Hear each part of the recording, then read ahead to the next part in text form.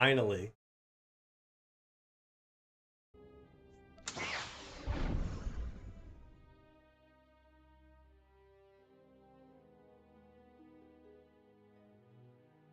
Quesh. And I don't really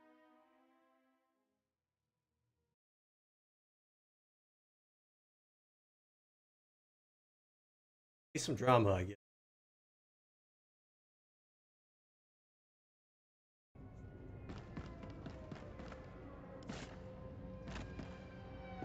But Stand by for examination and suggested products.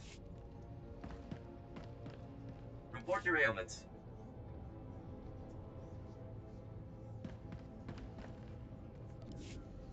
You are fit for duty. Return to your post. Stand by for examination and suggested products. You are fit for duty. Return to your post.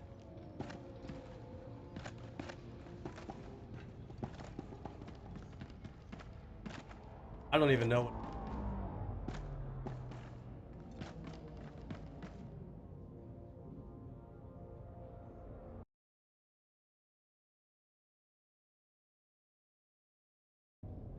About this internet versus.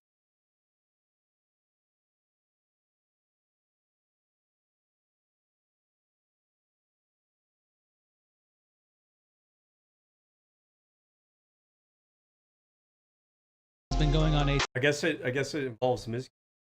I know a little bit, but a little bit about Miss. Miskiff. I don't know. Miskiff. You know, bro, fucking new. I just don't. I the road.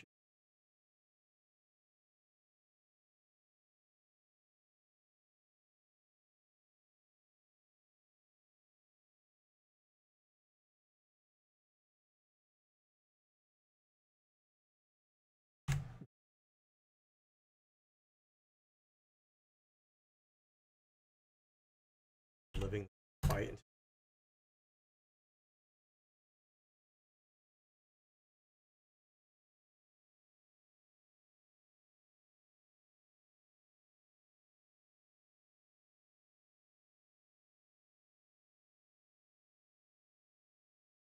Plus, I'm.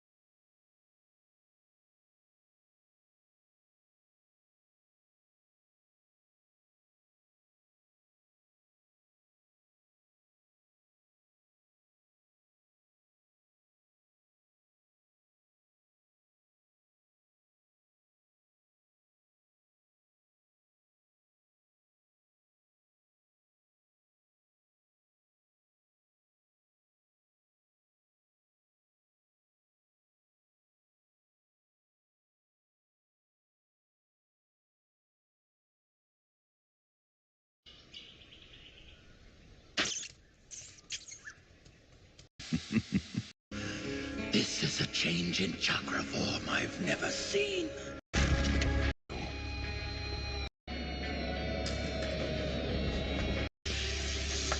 I don't see a reason to just hand over my bond. You're about people's lives. I like Naruto. Having his.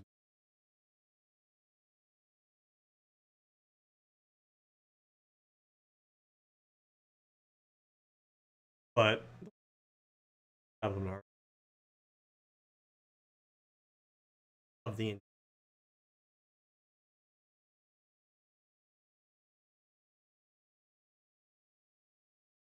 constantly flashing back. And if you watch the show, it's like, bro, just gave me that flashback last episode. So before that, I get it already, all right? I get the context. Tell me the same. One after the other. Maybe it's not Orochimaru that was.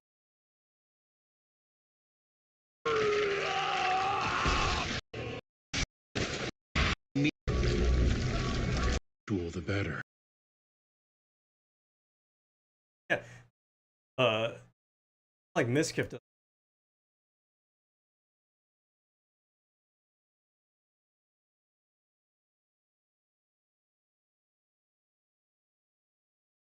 What?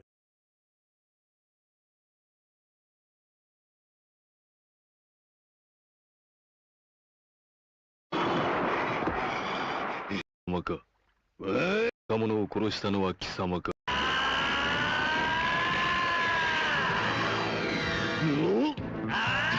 Anime back in the days.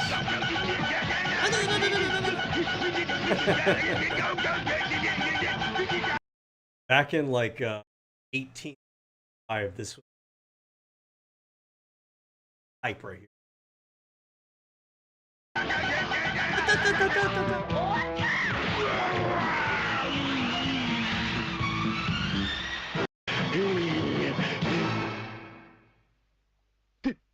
助けてくれ、頼む。俺には妹がいるんだよ。 Oh my god. サウザーに取られて I've never even watched the show.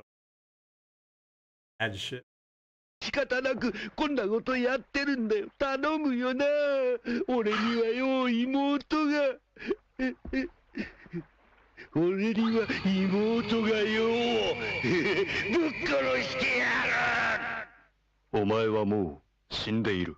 何？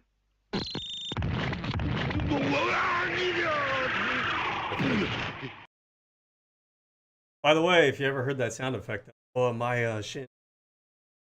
Tirade against Tectone, with Miz claiming that he put an insider in. Welcome to Quesh. Haven't seen that many Jedi in this sector. You here for the war effort? Wasta mi chakulkadu maji tahus hagwa upa. Chisa kava kyotopa bubanda bakawanki. That speech.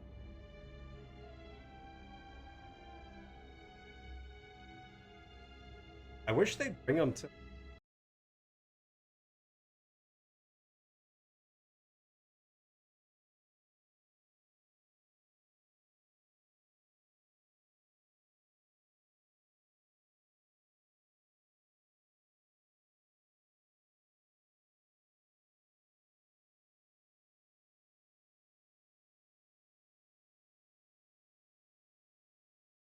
Bro, the Acolyte action. Oh my god. Acolyte. Honestly. Oh, it had redeeming. Oh, there's. Or mad fucking. Got all kinds of. Had like a. Felt like. Had Cellcat. The building that's Pretty much.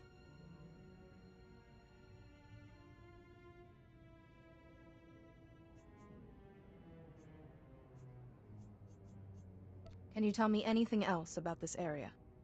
Da biska. Kuka pame. Wata botenya nucha nubota. Nira de saslimo. Crispa doe kanki. Kunke gupa. The Empire found out about our mining operations here and filled the planet with troops and battle droids.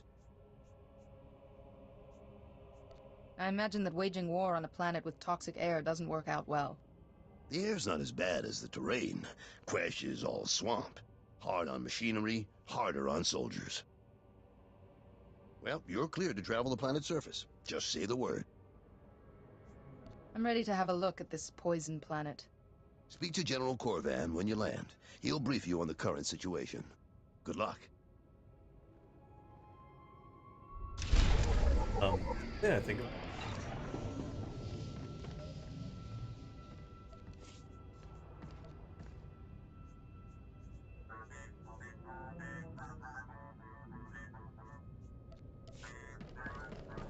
having this.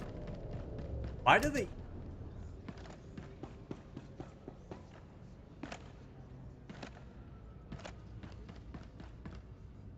Report your ailments. Like, it's also kind of an issue.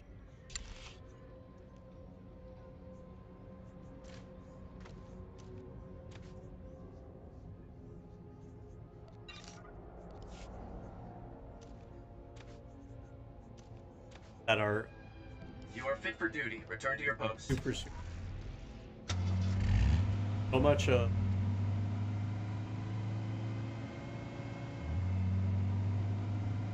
if you have a world genuinely technology advance.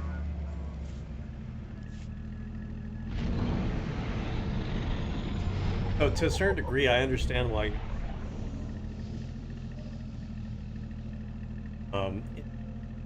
issue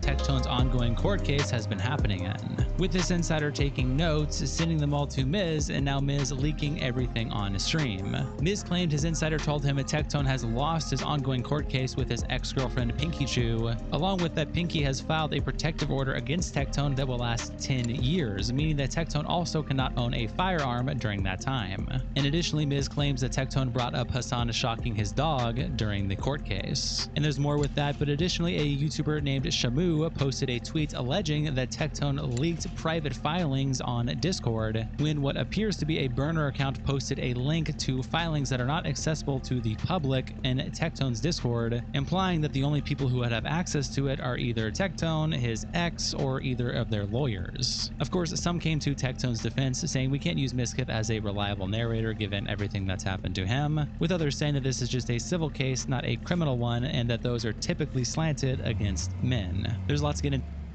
Some animals very clearly.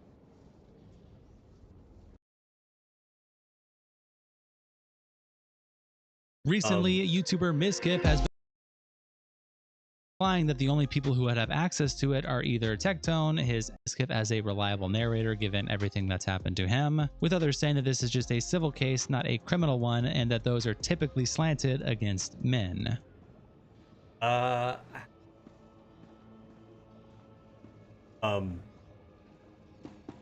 People have like impressions.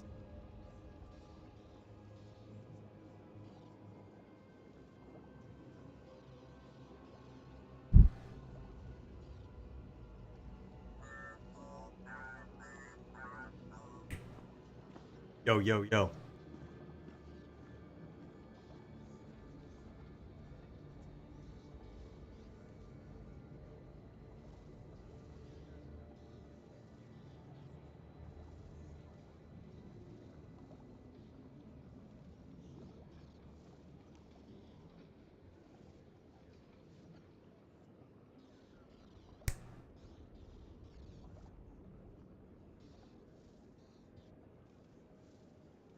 Yeah.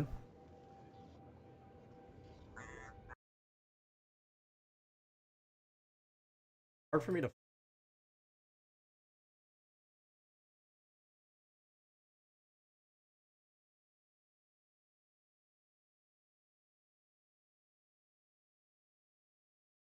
Testing. Testing. Testing. Testing. 1, 2, 2.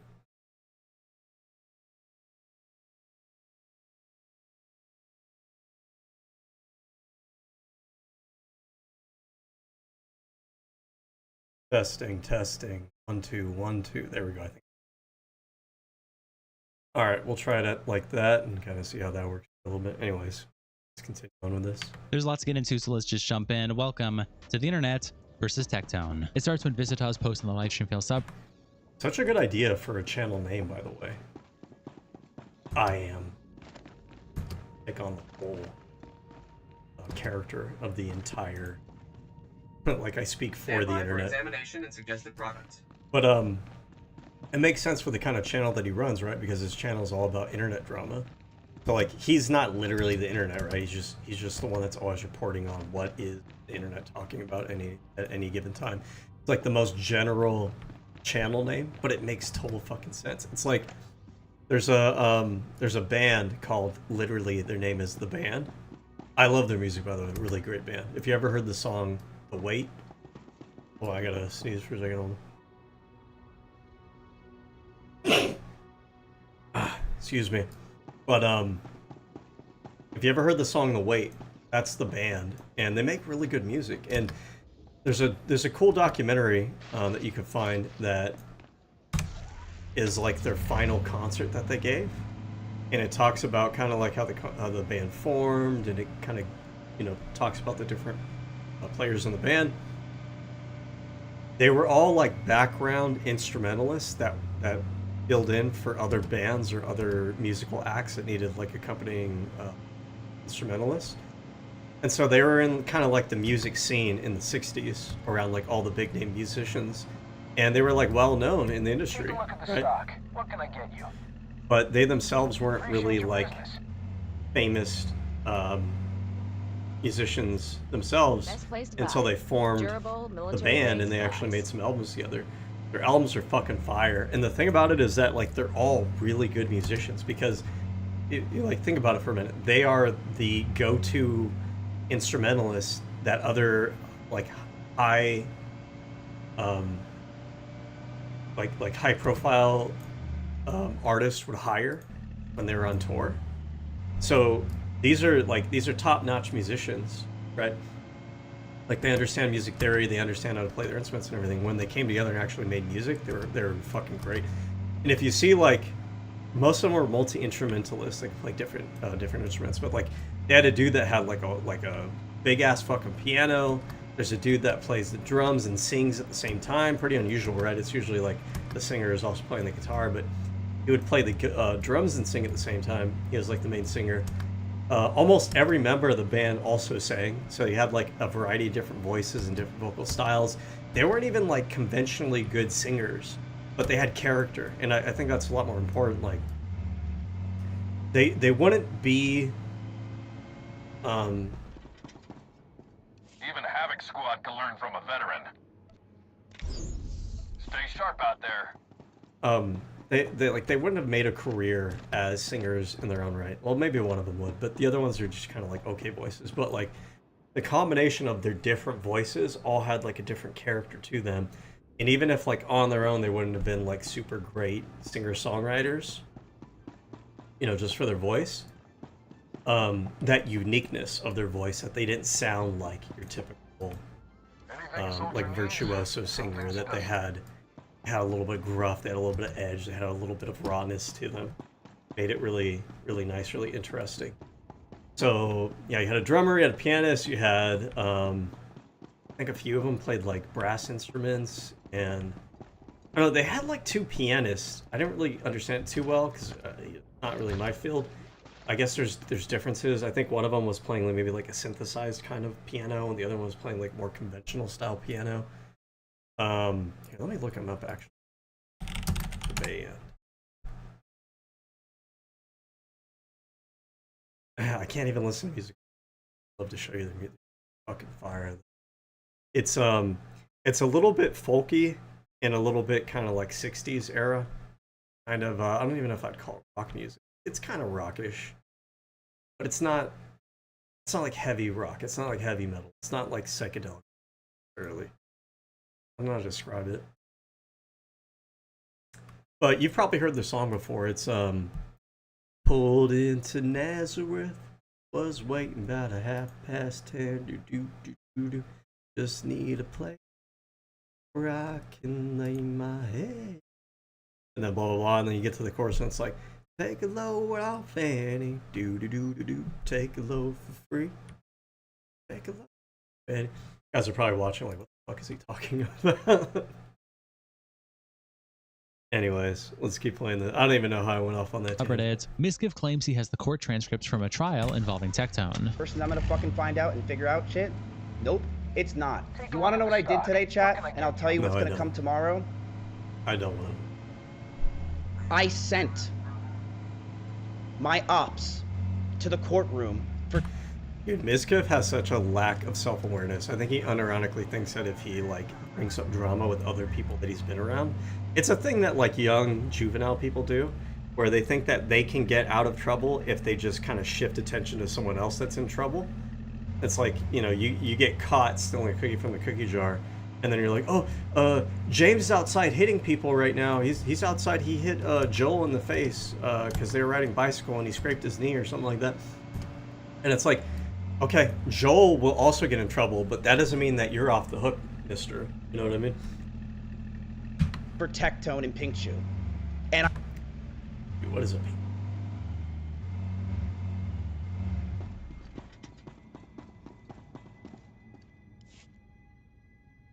Master Jedi, members of your order are always welcome. Please, join us. I'm General Corvan, at your service. This is Major Trigg, my right hand. General, don't change the subject. If we don't strike now, the Empire will drive us completely off the planet. You know we cannot be drawn into attacking the enemy, Major. The mines and factories would be left undefended. It's a risk we must take. Surely you agree with me. We can't let the Empire simply advance to our doorstep.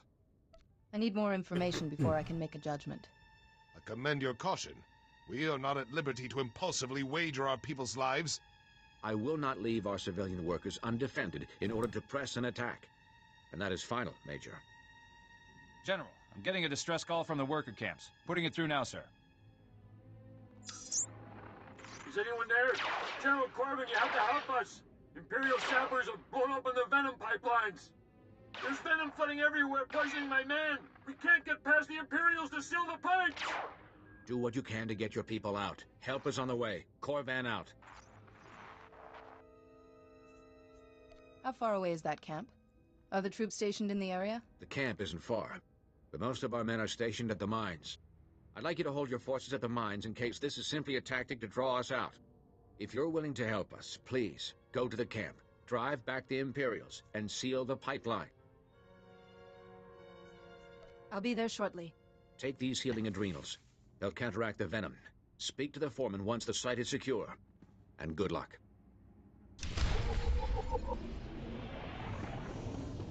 Okay. Fucking... Oh, switch. My mic...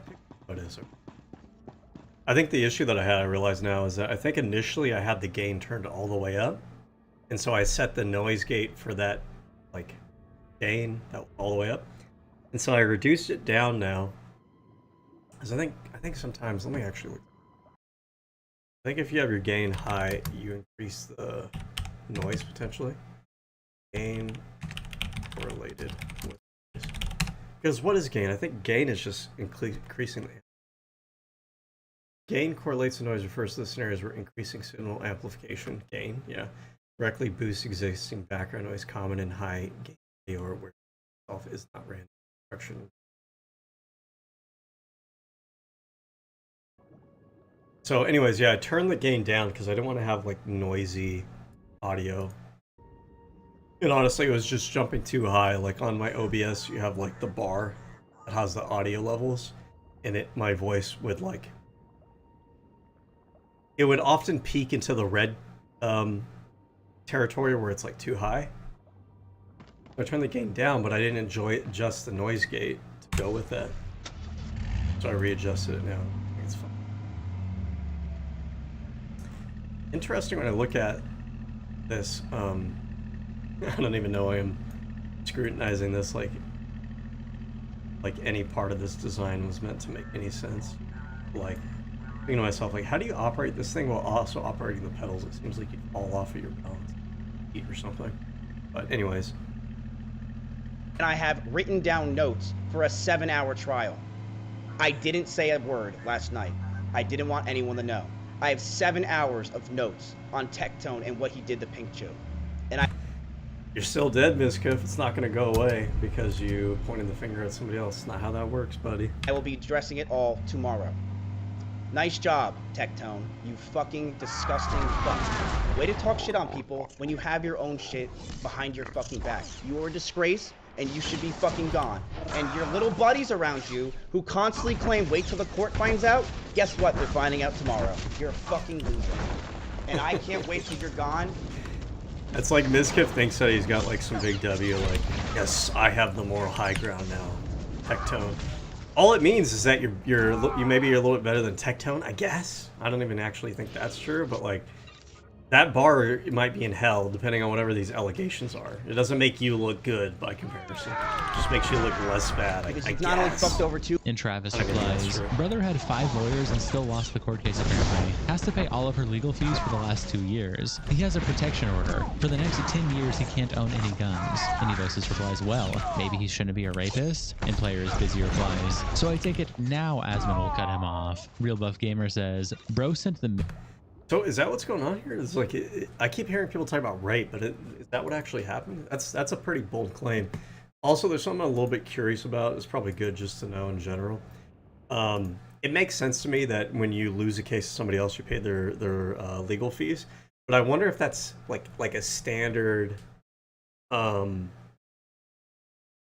if you're in a case against somebody else, is it pretty typical for you to be able to ask for the other person to pay your legal fees if they lose? Or is that more of an exceptional punishment? How common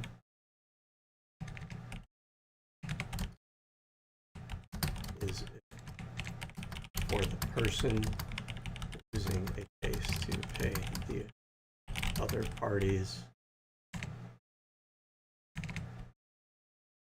legal fees? In the United States, it's not common for the losing party to pay. It's not common. It's interesting, as the American rule generally requires each side to pay their own costs regardless of the outcome. That kind of sucks ass. I would imagine, like, I feel like if you're in the right and the other person is in the wrong, it feels like a bit of a punishment that you're going to have to pay legal fees just to get restitution. You know what I mean? So I wonder what particular scenarios are considered when they decide whether or not the other pay legal fees. Contracts. Many business contracts contain clauses requiring the loser to pay the winner's legal costs. Statutes. Specific laws, discrimination, civil rights often require the losing party to pay legal fees. Bad faith or frivolous lawsuits. Small claims court. It is uncommon to have legal fees paid by the other side. Small claims, though filing fees may be personal injury. Usually handled on a contingency basis, no win, no fee. But the losing party might still be liable for. With English law often requires a loser to pay. This is generally not the case in U.S. civil law. Interesting. A lot of times we will talk about English common law, right? That kind of a lot of our legal precedents are based on things that we kind of took away from England when we kind of branched off, which, by the way, I just want to make it clear my point of view on that. I think people lean into that a little bit too much. Like, if we wanted to have the English system of government, we would have stayed with England. We don't do that, right? So our system is decidedly different from the English system. There are some things that might come from English common law that, you know, kind of carry over, but it should be based on the merit, not simply based on like tradition or heritage or whatever.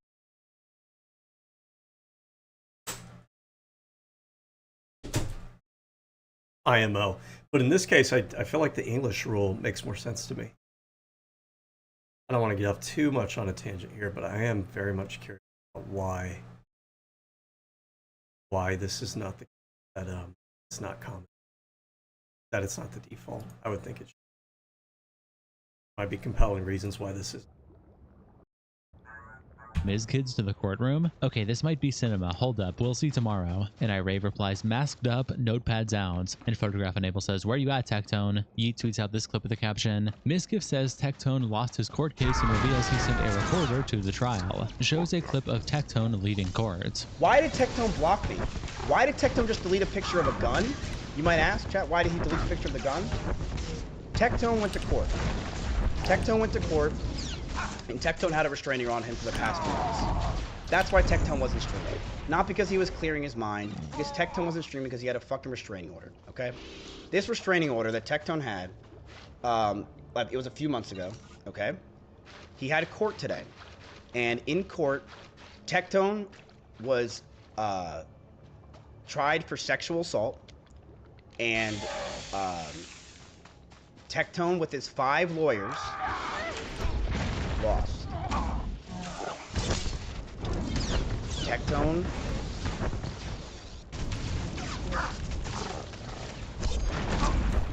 I wonder what the calculus is for a scenario where, like, you know that you're actually guilty what the other party is alleging.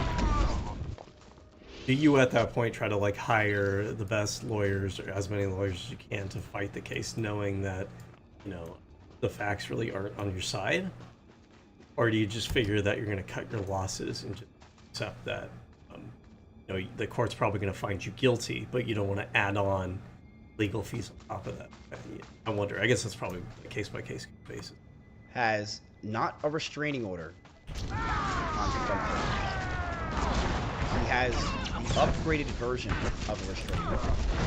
Okay? He got an upgraded restraining order today. I forgot what it's called. There's a name for it. It is a protective order. Tectone has a protective order from Pink Chew. For the next 10 years, Tectone can't own guns. That's why Tectone deleted that tweet. I would think this is actually the other way around, that she has a protective order on him, right? But I'm kind of nitpicking. Not allowed to own any firearms or weapons. Tectone is not allowed anywhere near her. Hundreds of yards he has to be away from her. And Tectone was So, I mean, it sounds like this is a civil case, right? I wonder how it seems a little bit odd to me. Not that it's not, like, unfair from a moral standpoint, legal standpoint, that they can deprive you of your right to own firearms, your Second Amendment right, based on the outcome of a civil case. But I don't know. Hold on a second. Can you have? I mean, obviously you can't. I want to understand rationale.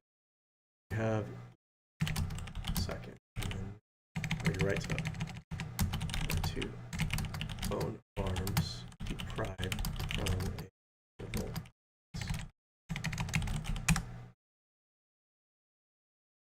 Yes, your right to own arms can be temporarily, permanently deprived through civil cases, commonly violence restraining orders. Under U.S. federal law and state laws, a judge can prohibit gun possession if the finds you you represent a credible threat to an intimate partner or child.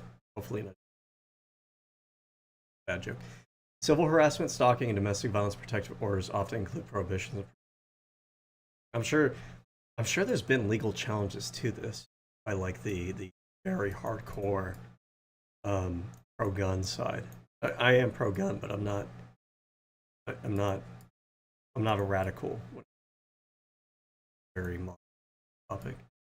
But I am curious, so there's got to be a lot of case law, I imagine, with people challenging this kind of thing. I would be curious to read the cases. Mental health proceedings, which I stand behind this from a like moral standpoint. I think that you should have your right to own firearms curtailed if you have the right state of mind. Although I guess I just never really considered that this would be kind of a civil thing. The Supreme Court ruling. The Supreme Court of the United States upheld in 2024 that individuals subjected to domestic violence restraining orders can be constitutionally disarmed, as it does not violate the Second Amendment when they pose a threat to violence. By the way, why is it that we have gun regulations, but we also have the Second Amendment? Well, the reason for that is the Second Amendment, as originally passed, was actually intended to empower the states to allow citizens to own firearms. It wasn't really interpreted as a like an individual right to self-defense. It might have been considered to be that way by, like, the layman, but I don't think it legally had that precedent affirmed by a court until the Heller v. DC court case, I believe, if I understand correctly. And so originally the whole purpose behind the Second Amendment was so that like, the United States did not have a standing army at the formation of the country. So there was an incentive to have a population that was able to own firearms in the event that like a tyrannical government tried to rise up, or if there was an invading army that tried to rise up. And it also gave incentive for the states, and it mentions in there, I think, about state militias, right? Or it might just mention militias, but I think at the time militias were understood to be a state thing.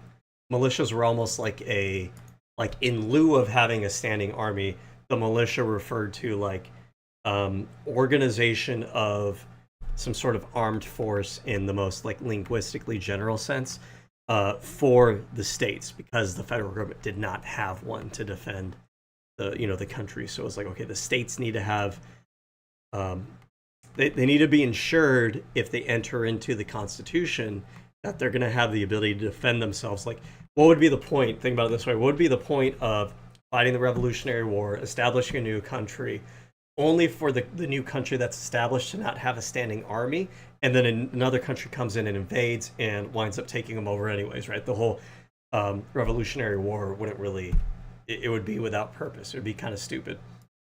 So this gave it away. It gave the states that were trying to convince the states to join into the Constitution, gave them some assurance that, hey, we don't have a standing army, but you, the state yourself, you guys are able to have these militias and kind of regulate them as you deem necessary. Which, by the way, a well-regulated part. Like, they were leaving it up to states to regulate, and that's part of why the Second Amendment allows for some gun regulation, right? Because the amendment itself allows, and it was kind of intended to allow the states to regulate their militias as they see fit themselves. There's more to that, but I don't really want to dive into much. I'm curious what this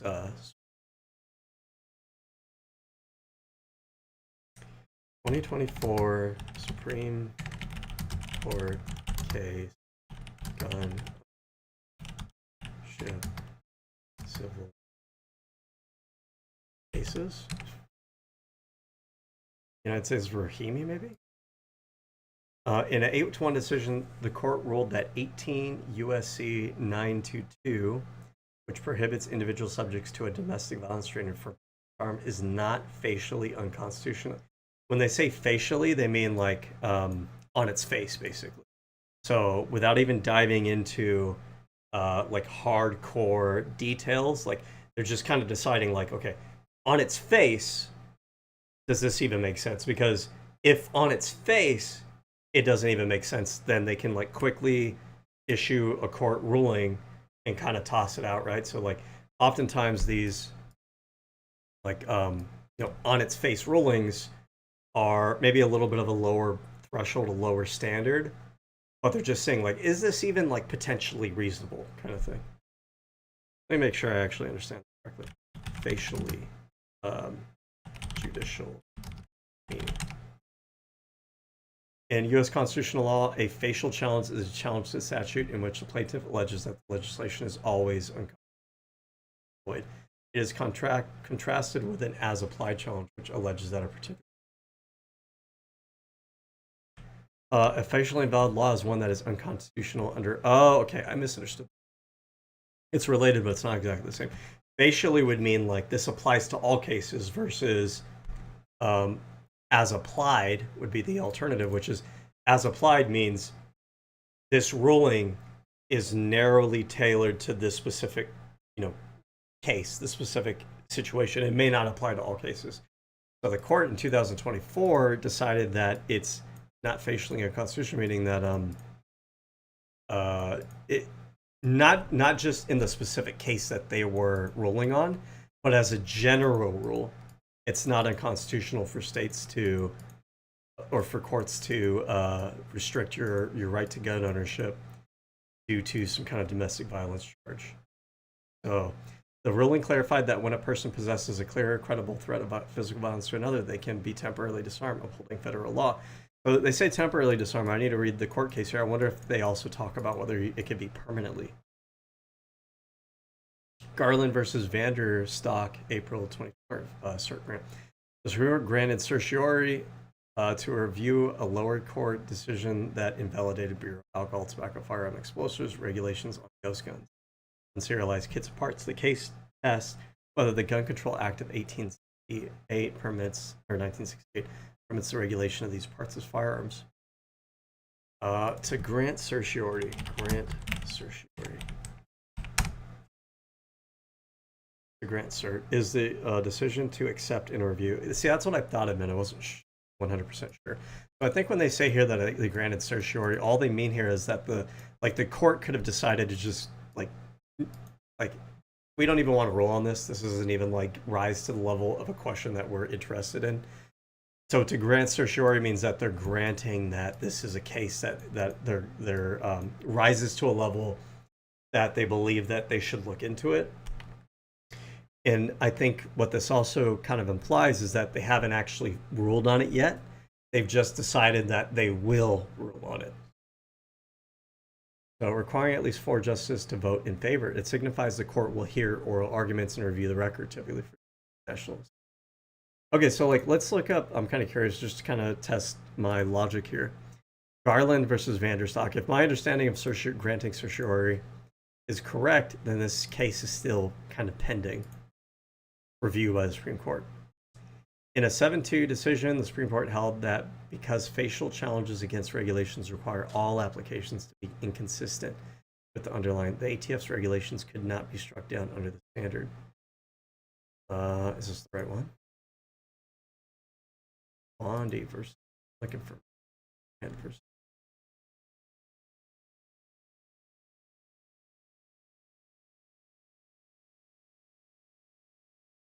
Then again, maybe the Google AI summary might be correct here. So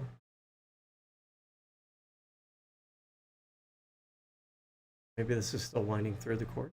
Hasn't. This case focused on the government's authority to regulate ghost guns under the gun control. A ruling against the government would have increased the availability of interest arms, further exacerbating gun violence. Okay, what I don't understand is why is this called Grant versus Vanderstock, and then there's Bondi versus Vanderstock. Is the case given a new name when it's taken up as on appeal to a higher level court? Had exceeded its statutory authority. The case was heard during President Biden's term. Attorney General Merrick Garland and named petitioner then questions. What did the court decide? Parts, are firearms within the scope of the Gun Control Act and affirming the government's authority to regulate. Writing that we've already noted that boundary. It's interesting to know, I mean, we don't really talk about it too much, is that even some of the conservative members of the Supreme Court will acknowledge that certain gun regulations are constitutional. It kind of flies in the face of some people who believe that any regulations on firearms, a lot of like laymen kind of have this perspective that I think they think they're in good company with like conservative intelligentsia and like justices and whatnot. But most justices on the conservative side actually agree that there are some regulations. It's just a matter of like, where do you draw that line at?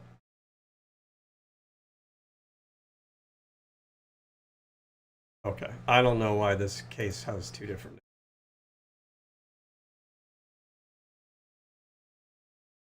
Garland versus Cargill, while primarily administrator, the court ruled 6-3 that the ATF exceeded its by classifying. Okay. Remanded cases. Okay. Moving the fuck on. Was accused and the judge agreed of the sexual assault charges that Pink Chew had.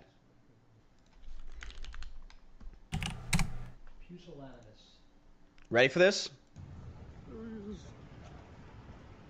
There's Tectone with some of his lawyers leaving the courtroom. You can tell by his walk. You can tell by this.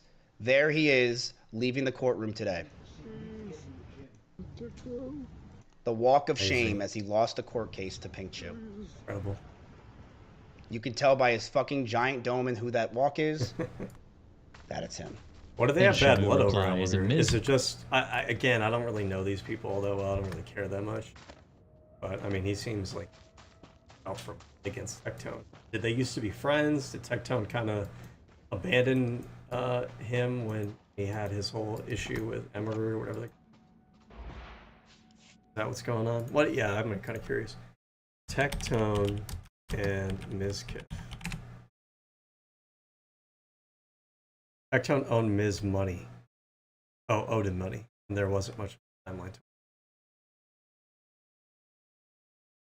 Maybe this goes back further than the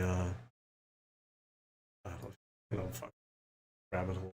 1. Tectone is cooked, and Deoxa says, "You realize he wasn't charged criminally, lol. There wouldn't be a protective order for rape. You look way too old to be this stupid. I don't give a fuck outcome, but isn't your mate Miz also fighting rape allegations? Get educated." And so Kuwa says, "His most successful videos are lying about Tectone. Of course he's gonna try to farm somehow." And Joel B says, "Tectone wasn't tried for anything.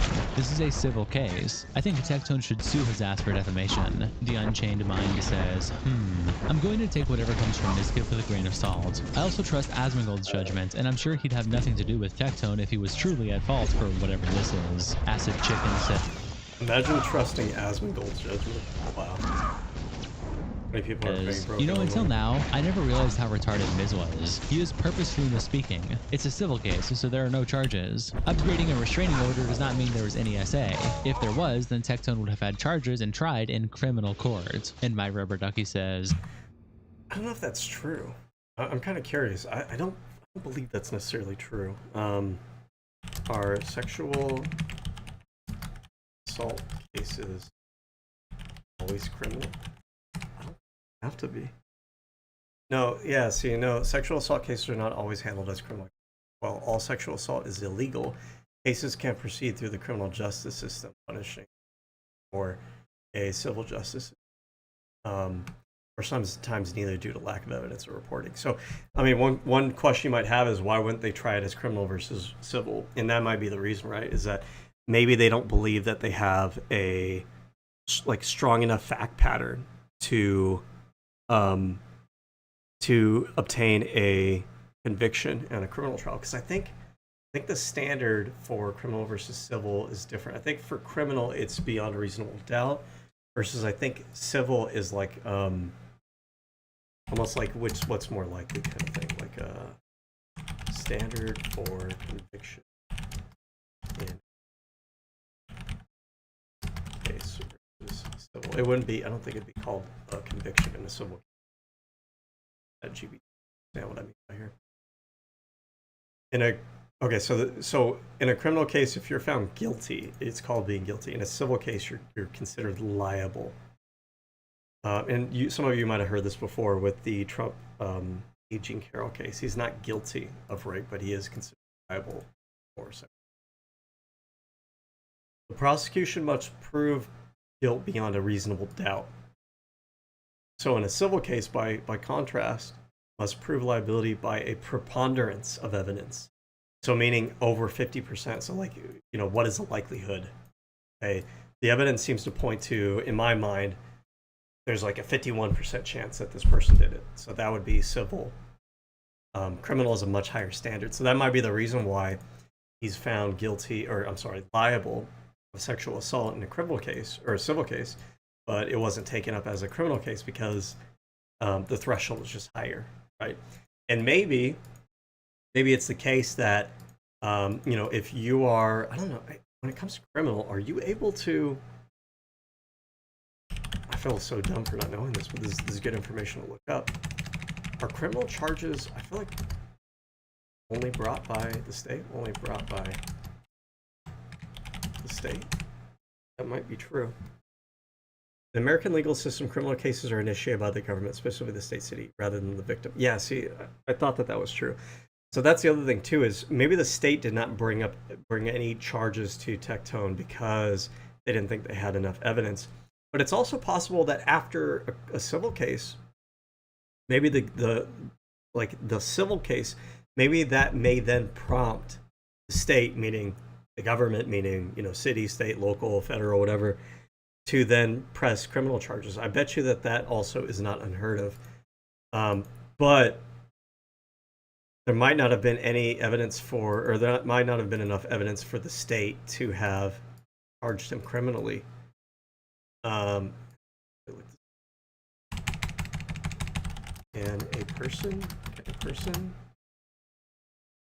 charged? I don't think so. It doesn't even make sense when it comes out of my mouth. I don't think a person could charge somebody else with a crime. Cannot directly charge someone with a crime. Only government officials, especially prosecutors, have the authority to file criminal court. While citizens can report crimes and sign complaints. So like, here's one thing is that when people say, do you want to press charges? I think when they say that, that means that you are I think what that means here, and we'll look this up too, is that you're not going to be the one bringing criminal charges, but it's basically like the government's asking you whether you want them, like you want to compel the government to press criminal charges on your behalf. And I think sometimes maybe it's just because the government has limited resources. If you're not going to press charges, then they're going to just drop it, kind of thing.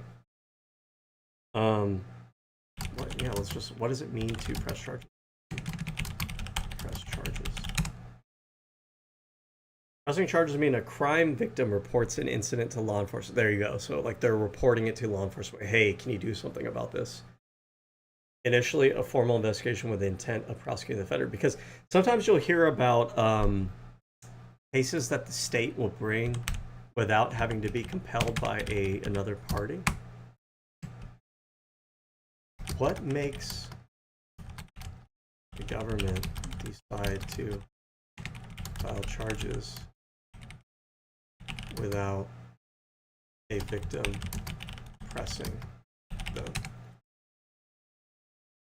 The government files charges without a victim's consent because criminal acts are considered crimes against the state, not just individuals, with decisions based solely on evidence of public interest. Prosecutors, not victims, determine if there's enough evidence to convict, often moving forward in domestic violence. There's a lot of questions that I have, which is like, when does, like, if you're a victim of a crime and you decide to press charges, and I have so many questions. If you press charges, I imagine the state doesn't necessarily move forward with it. Press charges, does the state have to act? No, the state is not required to act just because you press charges. Reporting a crime initiates an investigation, but prosecutors hold the sole authority to file. Okay. Yeah, the prosecutors will decide whether or not they want to move forward with the case. Yeah, and you know, now that I think about it, there are stories that you hear where people are like victims of a crime, and then they'll talk about how they press charges, and despite, you know, them trying to push the government and push and bring attention and awareness and push the government to do something, you'll hear like the prosecutor decided to drop charges or something like that. And there might be a question like, why was that case? And that's probably going to be the case because they have limited resources, and the case did not seem like they had enough evidence to secure a, you know, guilt behind beyond a reasonable doubt conviction. Victim cannot drop charges. Once a case is referred to prosecutor, only they can. Interesting. Okay, interesting. In some cases, like domestic violence, the state may proceed with prosecution regardless of the victim. Okay, yeah, this goes to kind of what I was talking about earlier, where prosecutors may decide to file charges even without a victim pressing charges. Right, so like I need to draw out a flow chart. I get it, but like maybe my explanation is best, but like a flow chart would help audience, if you guys are watching, understand what I'm kind of getting at here. Anyways, let's move on. If it was no big deal, it would not have been upgraded to a protective order, you fucking idiot. Emerald Apple replies to the YouTube clip of... Well, let's see this too. Protective orders. Can you obtain a protective order from a civil case? A civil harassment restraining order can be granted against someone who has harassed on the same thing.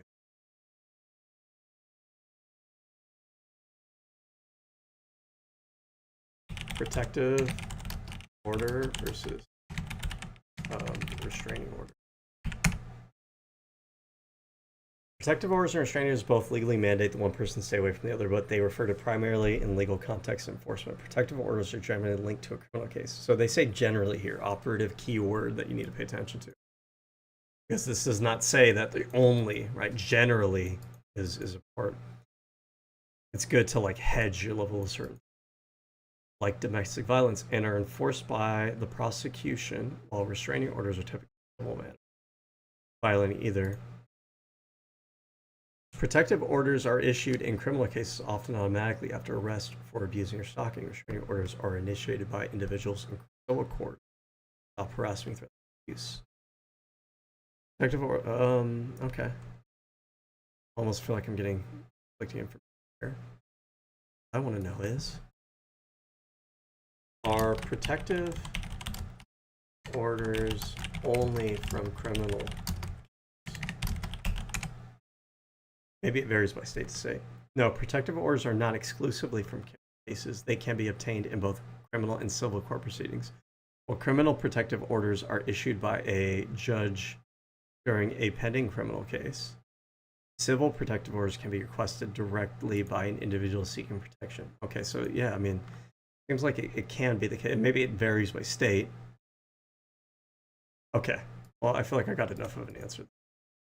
So whoever issued this tweet, they're a little bit too confident in what they're saying here. Miskiff by saying, the guy who complains about plushies being thrown at him, the same guy who have been exposed as using bots to boost his Twitch viewership, it was a civil case with a preponderance of evidence metric. There doesn't even have to have any concrete evidence against Tectone, and most courts will grant a protection order just because trusting women is almost a default judgment of even in Texas. Even if it...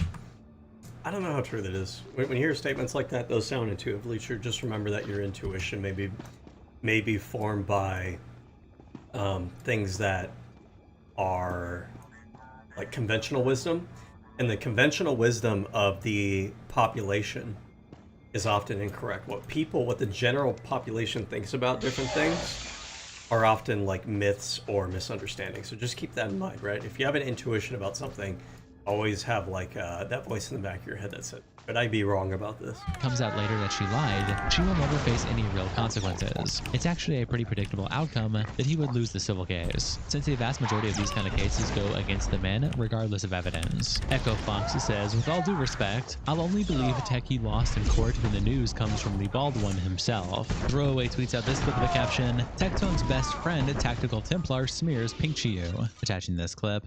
In my mind, Tectone, Chud Logic, SWTOR, and Ice Poseidon are like all the same person. Let me actually look these people up because I want to see, like, my impression, just because they're all like bald with beards. I feel like that's an archetype. Tectone. Bald dude with a beard. Okay.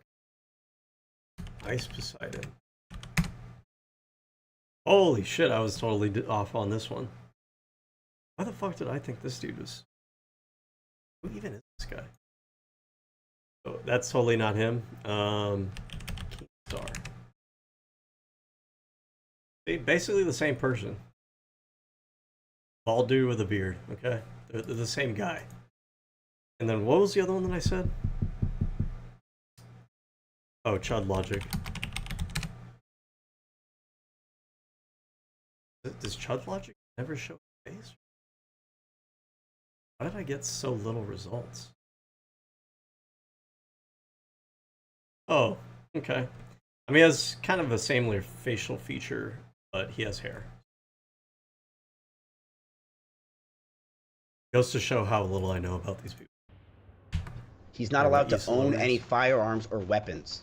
Tectone is not allowed anywhere near her. That's bullshit. We all know that's bullshit. That's fucking madness. He can't own a gun? Are you serious?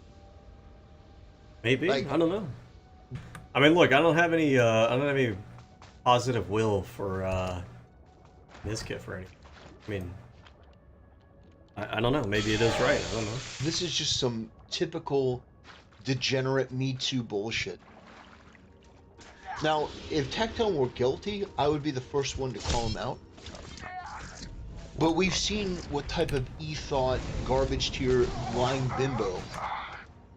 When you have this kind of rhetoric, where you're just like, oh, me too stupid, bimbos lie, hoes be mad, and stuff like that, like, I can't take you seriously. I don't think that you're engaging in good faith. I don't think you have a good sense of things. I feel like what you're communicating is that you have a bias against women, right?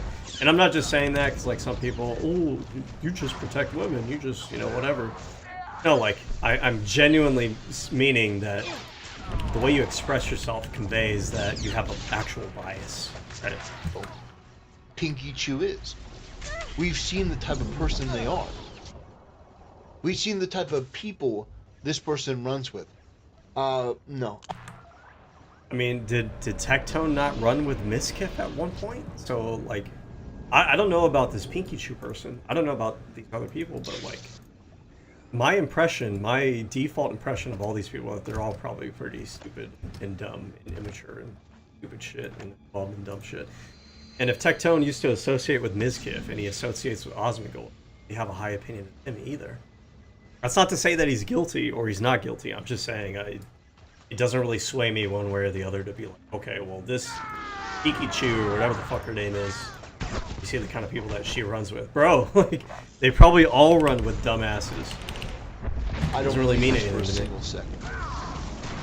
With how broken our court system is, with how they have this. Our court system is broken based on what? Like what he's communicating to me without even saying it, I could already guess, is that he thinks the court system are like biased against men. And I'm not convinced of that. I haven't been given enough information to believe that. I think that's like a male victim mentality for the kind of guys that typically say stuff like this. And what they do is they'll cherry pick information, they'll seek out information that kind of drives that narrative home, or they get talking points online from other people who try to push the narrative that the court systems are biased against men. And you know what? Maybe the court system is, but I need more. I need more than just dumbasses online who kind of follow social media trends saying that to actually believe that that's true. This propensity to simp for these whores, absolutely ridiculous. But there you go. Who's saying this, by the way? Templars? Oh, Tactical Templar? I feel like I've heard that name before. Let's see what this guy looks like. What is our probability that this guy, who seems to have like a bias against women and women accusing men of like any allegations and seems to kind of assume that the guys are scot-free, what are the chances that this guy has like total incel energy? That he basically has a chip on his shoulder. Yeah, he does not show his face, it looks like. This is already kind of starting off on a bad foot here. Makes me think that you hide your face for a reason. Face. Is this him?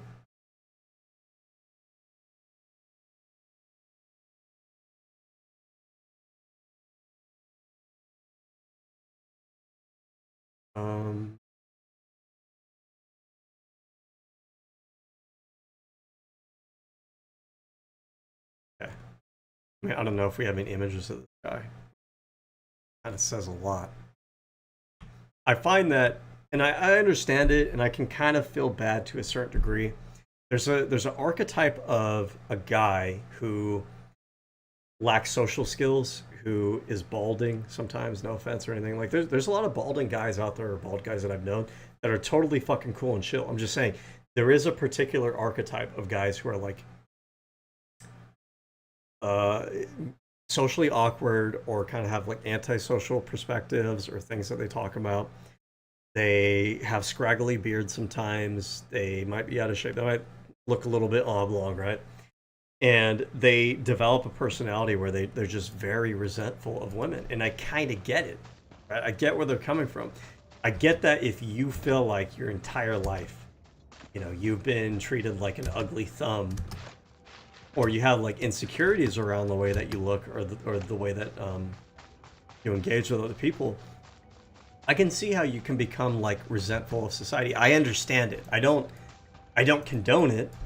I don't think it's a good excuse, but I understand it. I understand where the energy is coming from, right? It's one of those things like, who hurt you? Well, they've been hurt by society because either their personality or their looks kind of make them repulsive to other people. So then it becomes like a vicious feedback loop where they become more antisocial as a result, which pushes people away even more, right? And if you're a young man out there and you struggle with women and everything, this is a death spiral for you. Do not fall down this death spiral where you are struggling with women, you are struggling to relate to women, you're struggling to be attractive, all those things, right? And then you wind up becoming resentful of women. You start calling them bitches and hoes, and you start making all these narratives about how women are always out there to just kind of scheme men, or can't trust. Like, if you just have that bias, like, you're gonna make yourself even more repulsive to women. It'll be a death spiral to you. Like, I'm not gonna gaslight you. If you're tall, if you're dark, if you're handsome, whatever it may be, if you're very outgoing, if you're very charismatic, women will pay more attention to you. 100%.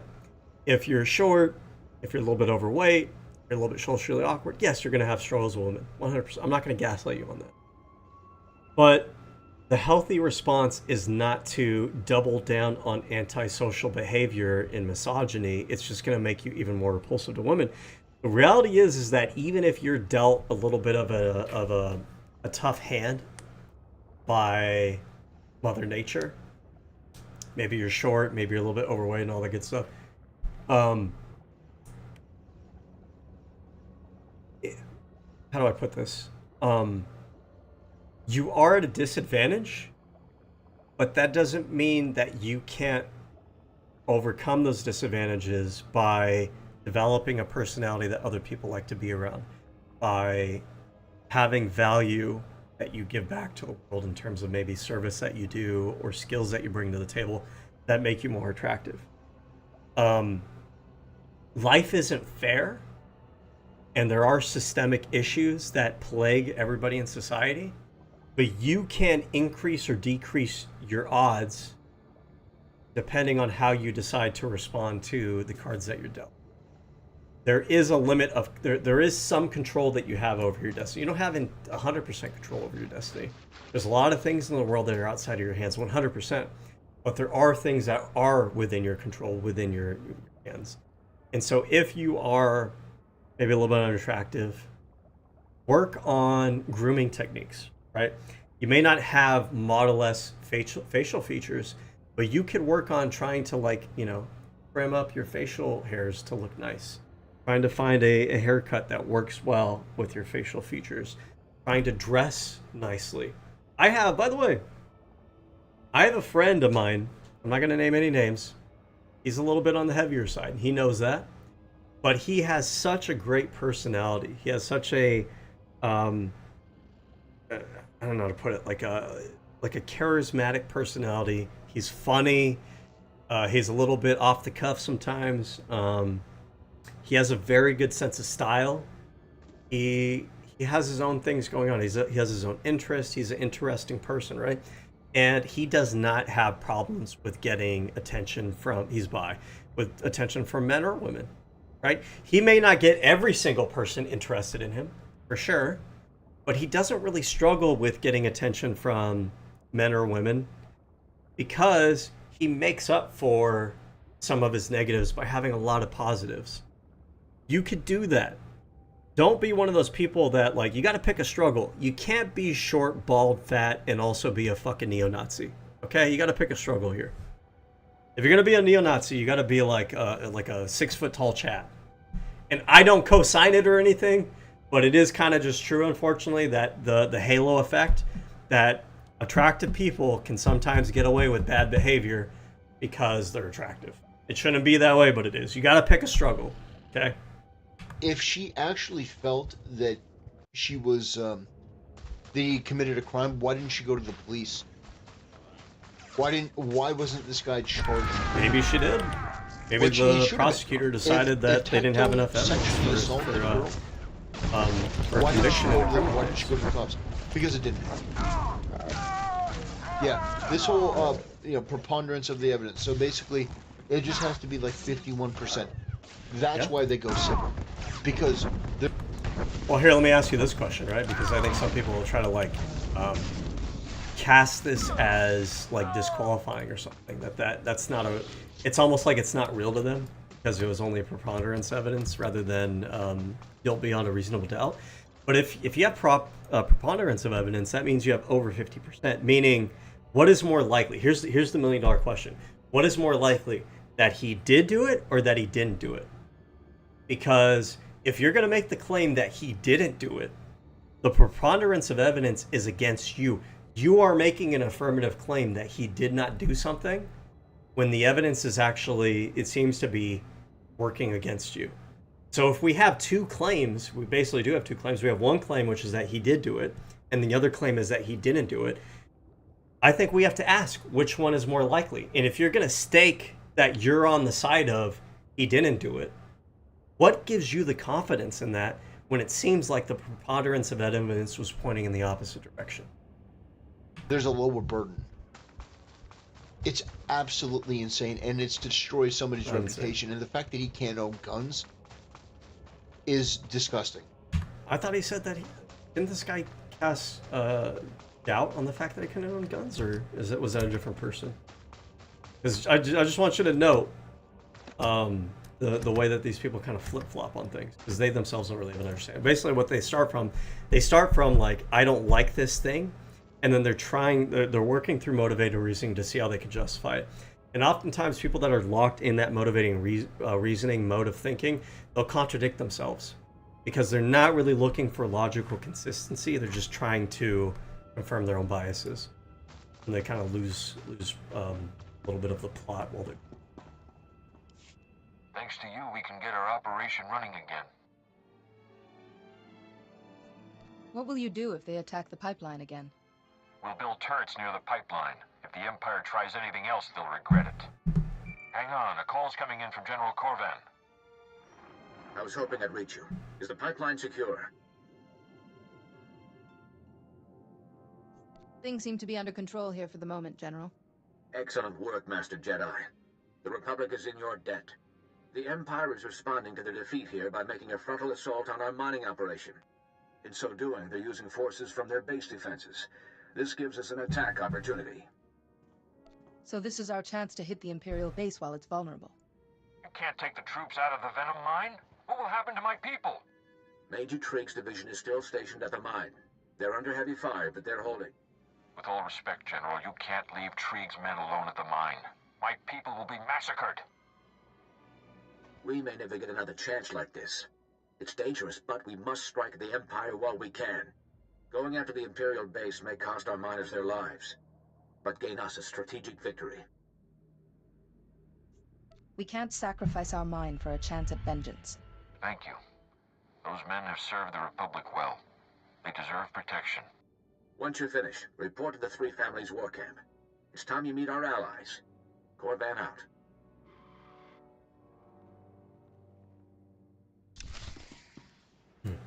You know, before I started this video on this drama stuff, I thought it was just going to be drama, but I will say, I mean, I didn't really want to talk about politics, especially like what's in the news right now.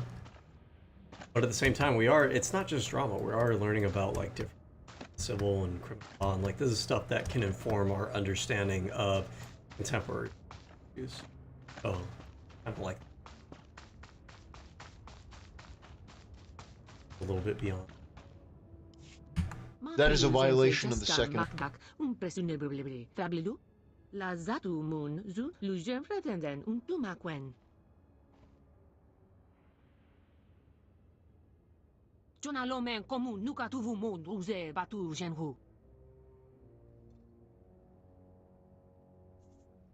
You wouldn't be asking for my help if there wasn't a problem. Pruvata galgus sugaratu tas deltavig muzu maruf. Mufum lusufursa after aktar mundak bale conseg. Quit dancing around the issue Oh, and tell whoops. me I what didn't you mean to want. say that. Uwata male zubu lufeta. I suppose. Yeah, sometimes with this character, I usually just default to the top option, because I noticed that in the responses, usually the top option is like the most like morally correct one. The middle one is a little bit more neutral, and then the bottom one tends to be like the malicious one. So that's why I was kind of defaulting to that. I wasn't expecting her to be rude when she said that. I think that is, I think that's despicable. And Imra replies, "Why didn't she go to the cops? What do you think she did, bro?" Chud Logic a quote tweets throwaway by saying, "Tectone became friends with this retarded loser months ago for exactly this reason. So he would blindly defend him when legal proceedings didn't go his way." Damn, I'm not sure how to feel about Chud Logic. I feel like I've had different yeah, I'm not 100%. I've seen him in debates or conversations in the past, and I feel like he can kind of sometimes I agree with him, sometimes I don't. I gotta say, that response there was pretty base, though. Glad that he doesn't just blindly... I think my initial impression of Chud Logic was that he was kind of like a right-wing reactionary kind of guy, but maybe he's a little bit more nuanced. Maybe I need to have a little bit... Gotta give him some credit here. Guinea Baba also posted this clip on the livestream fail subreddit. Judge orders a Tectone to delete content of Pink Chio from his phone or face criminal charges. Pink was abused and sexually assaulted, and she won her court case yesterday. She didn't just win her court case. All legal things have to be paid for, and Tectone has to have a 10-year protective order. That means that Tectone cannot have guns, he cannot have weapons in his house. That's why he deleted his tweet yesterday. He can't have weapons, period. Also, what he had in his phone was so damning and disgusting about Pinkchu that he was ordered by the court to delete it immediately, or he'll be tried for criminal charges. And Reborn's Gundam replies to the clip by saying, "Yo, are we treating Miskiff as a reliable source now?" And Constant Inch replies, "Some skepticism." Honestly, that's actually kind of fair. I don't blame him for saying that. Doesn't mean that Miskiff is wrong or anything, but like, yeah, not super duper. I feel like there's motivation behind why he's even all this. And I feel like it's to try to kind of distract away from his own issues with sexual harassment and things of that nature. Is always good, but since the transcripts will be available soon, likelihood of him lying is pretty low. And Luke Parks says he sent someone to take notes on the inside. Regardless, it doesn't matter if you don't believe him now. The official documents will prove him right in the next few days. And Awkward Fig says, yeah, people don't realize these transcripts are going to come out. It makes no sense for him to lie about this now, and it will easily be provable in a few days. Also, if he was wrong, you know Tectone would instantly farm this. But he's not, because he's got a restraining order, so that's not a lie. He literally can't mention Pinky Chew on stream. Over on Twitter, Skella tweets out this screenshot with the caption, "This is why Tectone had the protective order issued, by the way," directly from the filing PDF. And it's a screenshot saying, "Grounds. Respondent has engaged in conduct that constitutes family violence or a felony offense involving family violence against the applicant, SA, and/or stalking. Due to the immediacy of this application and the unavailability of documentation, any copy of a decree or expired protective order which may be required pursuant to Section 82006 and 82008 of the Texas Family Code will be filed with this court before the hearing on this application." Over on LSF, Visitaz also posted the clip of Tectone doing the walk of Here, I'm kind of curious. Who is... What was it? Pinky Chew? Is that what they said? Pinky Chew? Dude, there's too many of these. There's freaking Pokimane, and there's Lily Pichu, and now there's a Pinky Chew.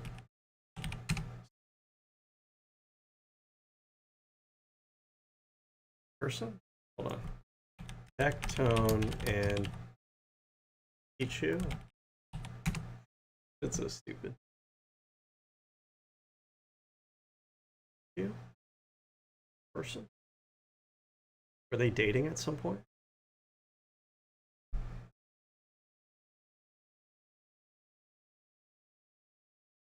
shame and leaving the courtroom, and Nickman replies, "Remember when Tectone gave his victim 24 hours to retract her allegations? I remember, lol." And Moby says, Pepperidge Farm remembers. Yes. And Lord Godbird says, "If you didn't know he was guilty at that moment." And 90s Avalanche says, "According to Ms. Person, who was in the courtroom, not only did he get a restraining order, but a protective order, which means he's not allowed to own guns for 10 years for the woman's safety. Crazy."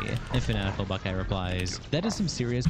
Also, I want to check something here, which is, does a protective order automatically mean that you're not allowed to own firearms? Or is it just that this specific protective order stipulated that?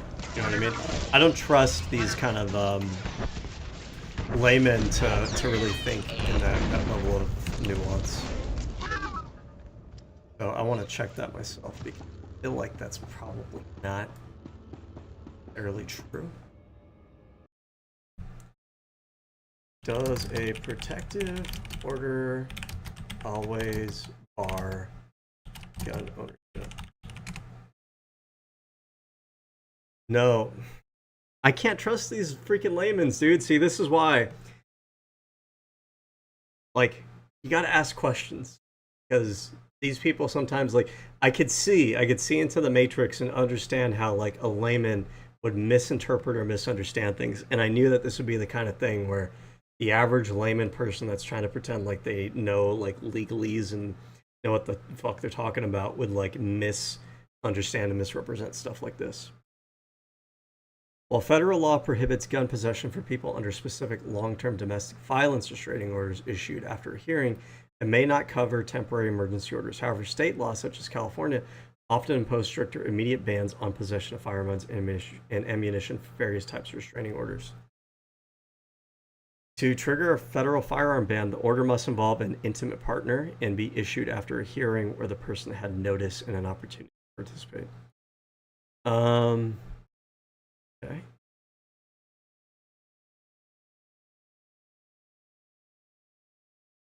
Many states have red flag or domestic violence laws that are broader than federal law, requiring relinquishment of firearms immediately upon issuance of a temporary ex parte order. Parte meaning emergency.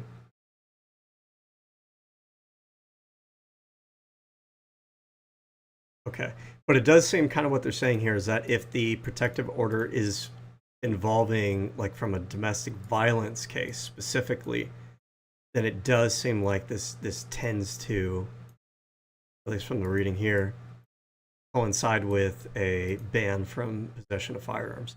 So I can kind of see where maybe they had this understanding. It's a little bit of a nitpick here, because I feel like it can give people the impression that any protective order means that there's a ban on firearms, when it seems like it's specific types of protective orders, and it seems like it's also any protective order involving domestic violence, which would, of course, in this case, that would apply, because this involves, it sounds like, domestic violence. Whiplash from him tweeting yesterday about how corn addiction can destroy your life to now being banned from Dude, this whole corn addiction is so corny. Like, people are just so overly obsessed with this idea of, like, corn addiction. Like, if you watch porn, if you look at porn at all, people say you have porn addiction. It's not the same thing. Porn addiction, like most other addictions, is when the thing that you're engaging in interferes with your ability to, like, lead a normal life. Just watching porn does not make you a porn addict. Just because you watch porn does not mean, like, you beat women and you hate women and you're misogynistic towards women. It doesn't work like that. And I understand where this perception comes from. I understand that a lot of women are very uncomfortable with porn. I understand that the depiction of women in porn isn't always the greatest. I understand that it doesn't really, most of it doesn't really educate young men on sex from, like, the female partner's perspective. I get all that, right? But simply because a lot of young men watch porn does not mean they're addicted, and it doesn't necessarily mean that they're misogynist. Here, I'm sorry to tell you guys, all right? Let me just spoil it for you. 99% of men watch porn, okay? It's probably not literally 90%, but it's up there, okay? So if you think that almost every single fucking guy that you meet is an addict, or they're misogynistic, or they hate women, or whatever the fuck it may be, it's just not true, right? Maybe you think that, I don't know, maybe it's 60% of men in your mind, okay? But there's a larger percentage of the male population that watches porn than whatever percentage you think are the percent of men who are, like, genuinely misogynistic or addicted to porn. Most men watch porn. I'm sorry to burst your bubble. Maybe, I don't even know if this is true, but, like, a lot of women read smut, okay? I know they're not exactly the same thing, but, you know, just because you want to get, like, sexually dominated by like a minotaur or whatever, doesn't mean that you want that in real life. Much in the same way that just because men watch porn doesn't mean, like, whatever porn that they watch is reflective of, like, the sexual activity they actually want to engage in real life. I don't know. Humans are weird like that, but it is what it is. owning guns in a state that is synonymous with gun rights because he was essaying his wife. And Sapphire comment says, he got banned from owning guns in a state with a city named Gun Barrel City. OK Temperature says, how does OTK drama keep feeding LSF years after it has become essentially dissolved? Oh, you know what? These people are from Texas. I kept getting stuff about California, probably because my IP address is in California. But, yeah, the particular... I don't know if they'd be statutes, but the particular guidelines or whatever you want to call it would be for Texas, I think, right? This OTK, if you guys remember OTK, they were centered out of Texas. We see here. Where is Tectone from? Texas. I gotta say, like, the internet culture has given me a very bad opinion of Texas over the years. I feel like a lot of people go to Texas to, like, be around other people who have kind of these retrograde views and behaviors. I feel like Texas wasn't always like that either. Texas used to be more of a purple state, but I feel like now it's like it's for like the MAGA right-wing reactionary people who want to pretend that they want to live in the most conservative area, and then they go live in like Houston or Austin, which is like a little bit of a blue bastion within a red state. And it kind of goes to show to a certain extent that a lot of the people who LARP about how much they hate liberal values and liberal civilization and liberal policy and everything, a lot of them inevitably decide to live in liberal areas, even if it's a liberal area within a red state. Holy shit, Austin is even more toxic than we ever thought. Infirmally Claspit says, it's like watching the end of a mafia movie when they show what happens to everyone else after the story, and it's just everyone getting whacked. And Man on Fire says, that's a silly question. Everyone knows it takes several years for nuclear fallout to fully dissipate. An Impressive Poet says, it's going to be an interesting couple of weeks 30 years from now when Netflix drops the Last Dance style doc.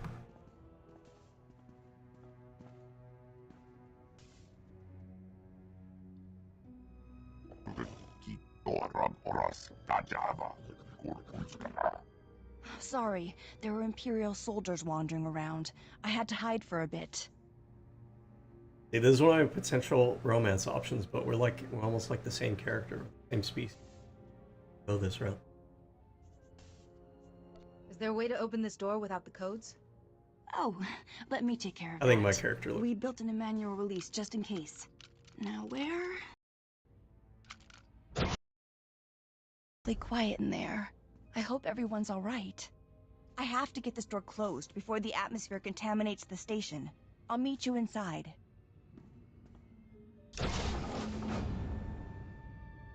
Why does she get hair though? I couldn't find hair for this.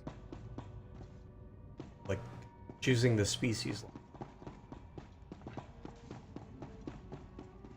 Documentary about O2K. I hope my retirement home will let me watch even if I soil myself. An OK Temperature replies, the whole Mitch and Miz arc after the Adriana Lee case that ended in Mitch getting clobbered by Miz needs to be documented. An Impressive Poet replies, just off the top of my head, there are these events that need to be included. The Adriana Lee saga, Melina and Nick saga, Asmongold's pivot from gamer to political saga, Miz Giffen Imru saga, Rich Campbell saga, definitely a segment about Jay Schlatt and how he knew to get the fuck out. Gani Babo posted this clip in the livestream fail subreddit with the caption, Tectone admits in court to using a whiteboard to manipulate Pink Chiwu over consent issues. Just wait, Chad. A whiteboard? Okay, but that's not true. You actually would sit her down with a whiteboard and go over everything to convince her that she was wrong. I'm failing to see how this two connect, but I don't. How does this even work? I don't understand. How does going over a whiteboard convince her that she's wrong about consent? I feel like I need more details.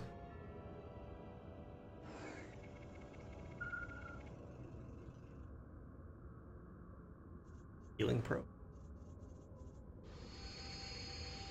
Oh yeah, revival station. I don't understand what you, in regard, we've talked about with the whiteboard. And you would sit down with her at the whiteboard, and whatever position she was taking, you were all disagreeing on, correct? If we were having an argument and not seeing eye to eye, and we weren't seeing eye to eye, visual aid really helped her, as well as... The impression I get from these people, because I know they had like a streamer house that they all lived in or something along the lines, or at least like a community, is like a bunch of people who got famous before they were out of their 20s and they didn't really fully grow up, and they were involved in a lot of drama and a lot of irresponsible behavior, and probably all convincing each other that they were right and having like a whole audience, which also kind of helps them convince themselves that like they must be onto something or that they're right, have like too big of a head because of their popularity. This can be. This dude would pull out a whiteboard to explain why she is wrong about consensual, non-consensual.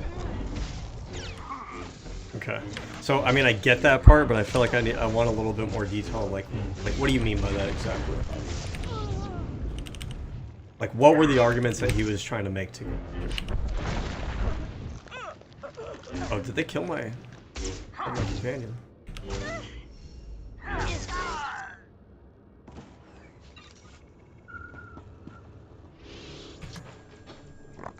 Are you kidding me? He would have to bring out a whiteboard and say, oh, the reason why is because she doesn't understand it. So I have to visually show her and explain it. So like, the whiteboard part itself, I don't know if the whiteboard itself is not the important thing. It's more of like, my impression of this is that you're just kind of browbeating someone. You're kind of wearing down their resistance, and you could do that in any number of ways. You could do that with a whiteboard. You can do it by just like talking to someone. The whiteboard part itself isn't the important part. It's just that you're wearing someone's resistance down by just kind of like sitting them there and just like, no, you're wrong. No, you're wrong. No, you're wrong for this reason. No, you're wrong for that reason. No, you're stupid. You're wrong. You're wrong. You're wrong. And like after a certain point, some personalities, some people will just like, oh, fine, sorry, you're right, I guess. Like, and I feel like that's a common dynamic between men and women, where women will take that position as kind of like, because the guys will tend to be like a little bit more aggressive. I think women are socialized to be a little bit more agreeable. I think that's a dynamic that unhealthy, like toxic dynamic that often forms, where the guy will just kind of browbeat the partner into the point where she's just like maybe second guessing herself, or just kind of shrinking herself in order to appease the other person. So we would have a conversation of non-consensual consensual on a fucking whiteboard. Are you kidding me? And he admits it. This is him talking. And Breath of the Wild replies with this edited picture of Tectone drawing on a whiteboard, wearing a shirt that says self-diagnosed. I mean, the whiteboard by itself, again, isn't really an issue. Like, if they were explaining stuff on a whiteboard, but the things that they were talking about were actually, like, unobjectionable, that'd be fine, right? If we were having, like, a conversation about consent, we were using a whiteboard to talk about it, but, like, we were having a healthy conversation about consent and laying it out, right? That wouldn't be a problem. The problem itself isn't the whiteboard. It's just really the fact that the whiteboard's probably being used to browbeat the other person into just agreeing when they really shouldn't. Oh man, I proc somebody else for me to get my ass kicked here.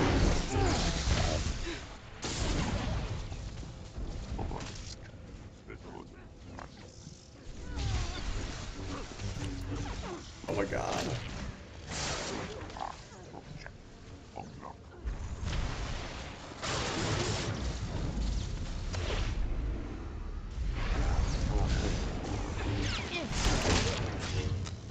Probably gonna die.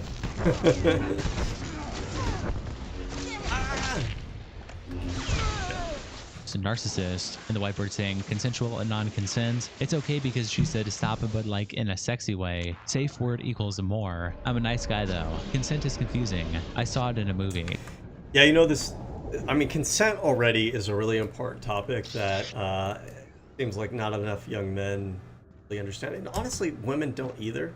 I feel like probably both men and women kind of struggle with this topic. It's just that it's going to, like, the responsibility to know about it is going to fall more heavily on the guy's side because they're physically more, they're physically going to be stronger and present a higher risk to the other person. But it really should kind of be the responsibility of both men and women to understand consent. And like when women understand it, it helps them to know when something is not okay that's being done to them, right? So it's a conversation that maybe we should have more often with younger people, especially when they start to kind of hit those hormonal years. And I wonder too that when we talk about like sexual education in school, I remember I had mine. It was whatever, right? But when I think back to it, I can't remember if consent was like like that much of a topic in the lessons that we had. They might have brought it up like once or twice, but I feel like you need to have a good, robust conversation about it. So that's one thing. And then the other thing too is that that's just by default consent. When you're talking about consent, non-consent is basically like when you engage in sexual activity where like you're kind of like pretending that you're not consenting because it's like, oh, stop, but like she really wants you to keep going, right? Because like some people are into that. Some people, it's like a kink. It's like a fetish that like you get off to, like you're saying stop, you're saying no, like, oh, I'm innocent, but like the guy's taking advantage of me anyways. It's a little bit of a fantasy. The important part is that it's pretend. Like you're not actually retracting consent. Ideally what goes on is you have a conversation beforehand and maybe you have like a safe word where it's like, okay, I might say stop. I don't really want you to stop. I might say like, oh no, but I don't really want you to stop, right? The only time I actually want you to stop is if I say, I don't know, whatever the safe word is, pineapple, right? So the idea is that women do have, like it allows them to kind of explore being like dominated by the other partner and kind of like being wanted and desired by so much by the partner that partner's kind of like, I don't know, like we're pretending that he's just going wild and he's just taking it, right? Because he wants you so bad, kind of thing. I think that's the psychology behind it. But the important part is that you're not actually not consenting. You're just kind of pretending that you're not. But there's a conversation that you need to have before, and maybe even during, maybe even after, I don't know. But there's definitely a conversation that needs to be had before to set the boundaries of, okay, what does that look like exactly? And how do we actually know when it's going too far, or you're actually uncomfortable, or you actually want me to stop, right? So the issue, it sounds like here, is that it sounds like they were using the language of consent, non-consent, to try to obfuscate that they weren't actually engaging in consensual activity. It sounds like maybe Tectone was actually violating her consent or pretending that it was within the context of like consent, non-consent setup. And Schmarston replies, this has Michael Scott explaining a pyramid scheme energy, but in a hillbilly trashy way. And Akarak says, I hate to ask, but Tectone is dumb as fuck. Is this real? And Dare Echo says, this image, no. The explaining consent, yeah. Rios for Raptor says, Tectone blamed Pink and manipulated her, saying she had memory issues. Tried to convince her she was wrong when she didn't want to blow him. Tried to get her on medications. Said she didn't pay rent so she should blow him because he owed him. And recorded himself doing these that things. Is absolutely definitely not okay. You don't get to go like, oh, you owe me, therefore I get to like get you to do sexual stuff with me. That's not something, your body isn't something that you can just trade like dollar bills. I don't know, I feel like there's some young men, some, not all, but some young men who like think behavior like that or conversation like that is okay. It's not okay. That's not okay. And it makes you sound misogynistic. It makes you sound antisocial. It's really gross. It's really immature. It's really toxic. It's not fair. It's not like, oh, well, I did this for you, therefore you owe me sex. That's never okay. That's never an okay conversation.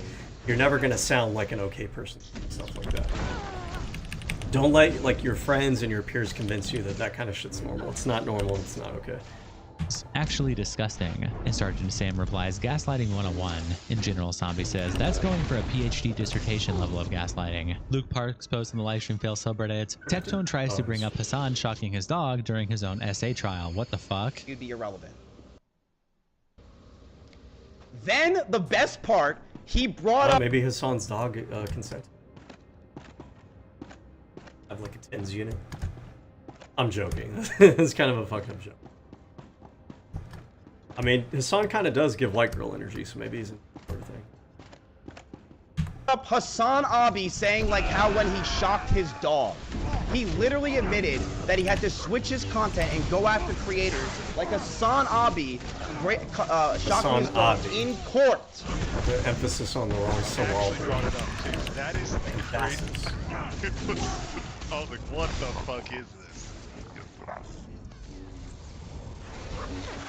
And a ghoster replies, you know you've lost the plot when you use Reddit talking points as your defense. And Bad Buckle Your Pants replies, didn't he try to use I have undiagnosed schizophrenia as an actual defense? And a ghoster says, no, he's diagnosed, but chooses not to take medication because I don't like how it makes me feel. And Bad Buckle says, schizophrenia is real fucking dangerous. I feel like those are conditions that you don't really, you know, it's not like, I mean, depression might make you a danger to yourself. It might make you a danger to other people too, but I don't think it's necessarily makes you a danger to other people. Depression might be one of those things where, okay, you don't take your medication, maybe it's bad for you, not necessarily bad for everybody else. But if you're schizophrenic, I feel like not taking your medication tends to make you a danger. Well, I guess it depends. But schizophrenia is very serious. You know, if you have it, you need to take your medication.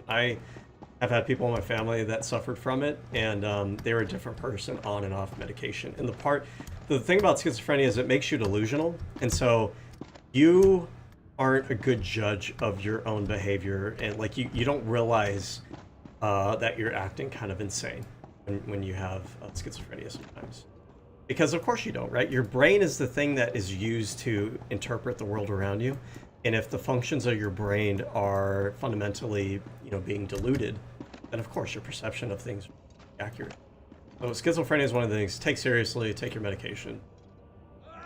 You'll be a better person for it. It'll be better for you. Underwater Fjord says, he ain't wrong. Dizzy Cream replies, you should try it next time you end up in court. And non-fickle Romahu says, Your Honor, if I'm guilty of SA, then explain how Hassan shocked his dog. And Figgy replies, why am I in court for SA when there is a genocide going on? Joel Stas says, what fucking timeline are we in? How is this world real? And Bitcoin Warlock replies, it's Miz. It's probably not real and more AI bullshit he's been exposed of using.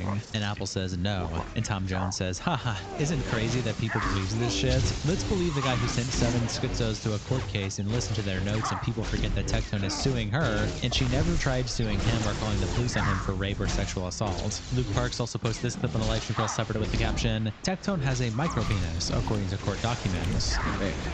Unprovoked, Spring responded to Spanish. Oh my god, is that true? Tectone because he has a micro. Relatable, am I right? I remember when I first found out about micropenises. Okay, so this is probably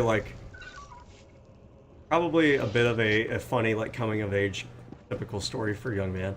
When you're a young man, at least in my generation, I think everybody thought an average penis was I don't know, 7-8 inches, something like that, because all the rap music you'd listen to, they'd all everyone would have an 11-inch, 12-inch penis. Everybody had a massive penis.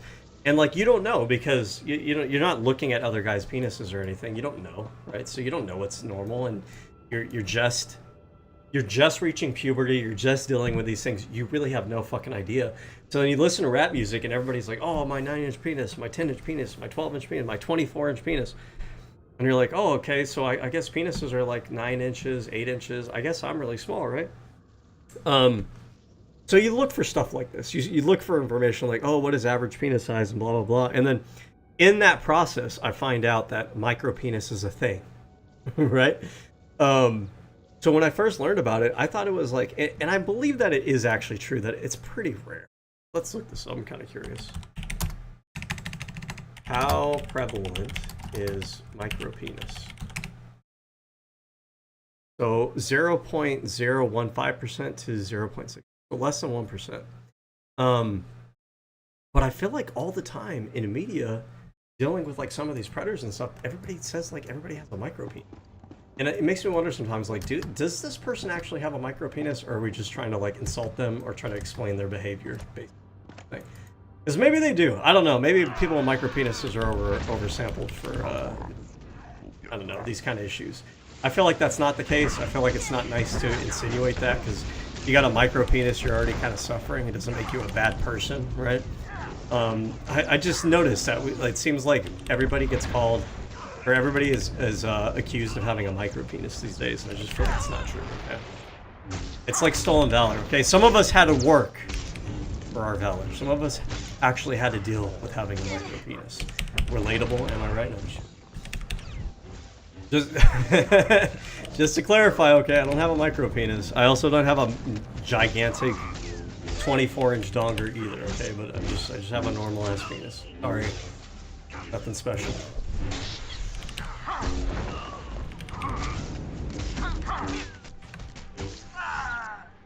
I'm gonna let you know something, I chat. am joking though. I'm just joking. There are some signs today that show he has a micropenis. I'm letting you know. Is that true? I didn't know this was going to be said. You will hear some signs of him having a micropenis. Time Tectone has a micropenis.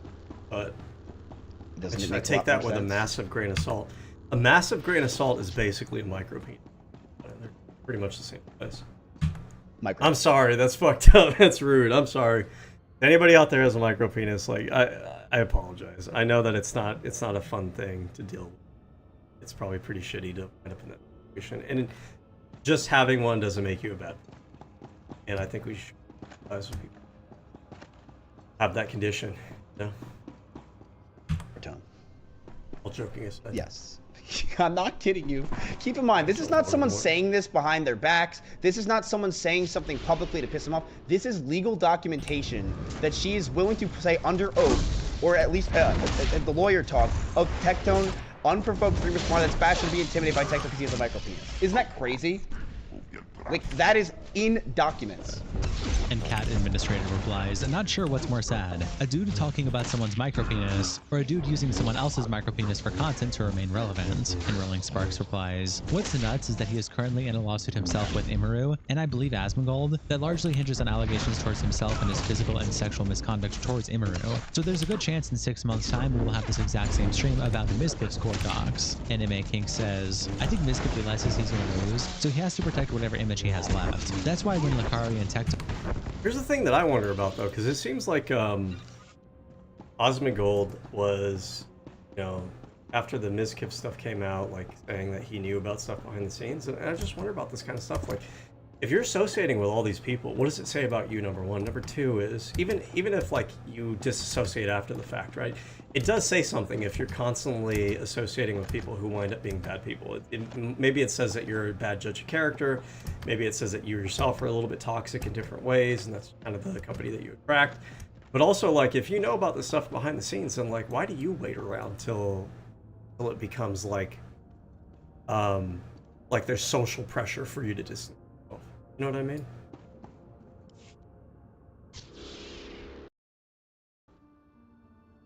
The airlock's closed. We're safe. These are the people who attacked the station? Who are they? Isn't this girl Jedi? Individuals who draw on the dark side of the Force and have no mercy. We call them Sith. Like the ones on the Fortitude, when you rescued us.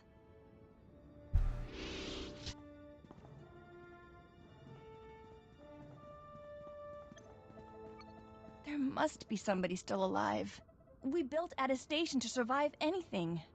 Yes, here. Some of the science staff are in another wing, behind a security door. With luck, they got inside before the enemy spotted them. Maybe we can sneak them out? If there's... Oh no. Look, there's an entire group of Sith headed that way. If they get in, the scientists... It'll be like the Fortitude again.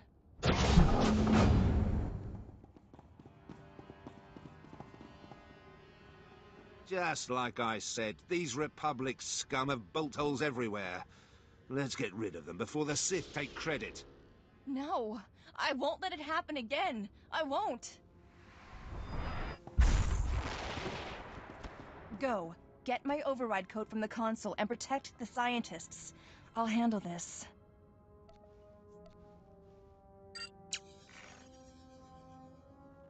How can you have that kind of power? You're wasting time.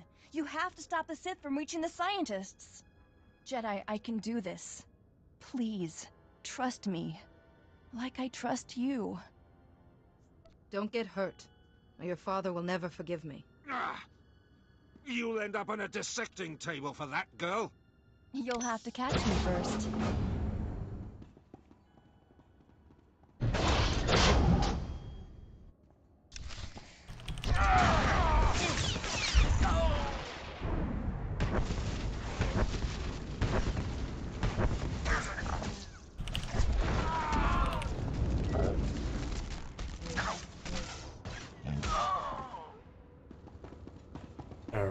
Tone had this stuff come up, he started going crazy like this and threatening to expose other people. Yeet tweets out this clip with the caption, Mizkif says Tectone only spent 15 minutes finding tweets for his trial. Oh! So remember what I told you guys, chat, when I said that Tectone's claims he did so much due diligence and so much of his time was spent getting all the information? How I told you how important it is that if you're in a court case, you should probably have people sending you things and helping you, that you should probably be putting your due diligence into it. I remember that too. I remember him saying that. You guys remember how I said that? I remember that. This is a quote after showing a few small tweets of being called names. Cold last second tweets.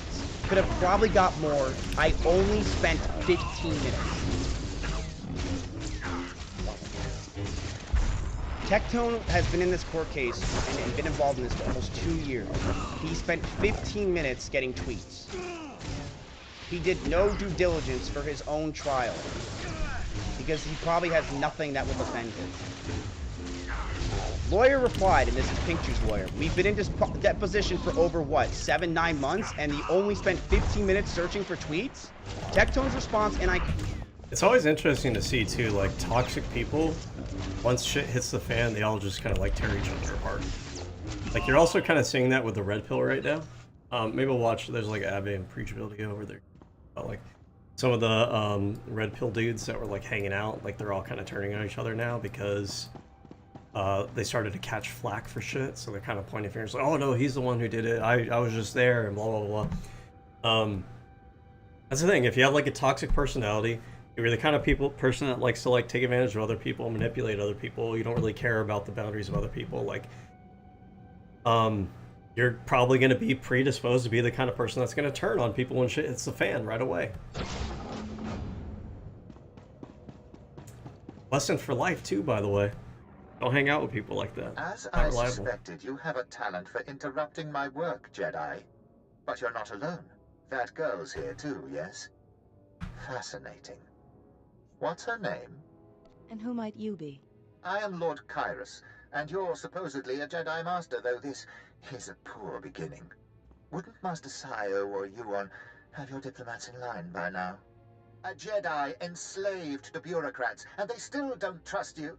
Senator Grell didn't even bother making excuses for them, did he?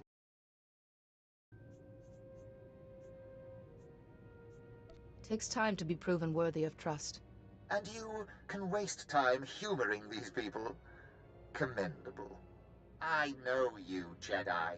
I know everything you've heard, everything you've done. I know you killed my servant, Arax, to save the girl. You fought so hard to save the Fortitude and Balmora, yet nobody respects you for it. I'll be interested to see where your path leads next, Jedi. Goodbye. Yeah, to buttress that point, I mean, if you know somebody who talks shit on other people, they're probably talking shit. If you know somebody who gets off on manipulating other people or putting other people down or hurting other people, you're probably one bad day away from that person also doing that same behavior to you. Get the opportunity. Also goes to the whole idea of like from a larger big picture perspective, you want to build the kind of societies, build the kind of communities where people aren't just looking to like take advantage of each other, manipulate each other, be Machiavellian. It's all about my interest and fuck everybody else's interest.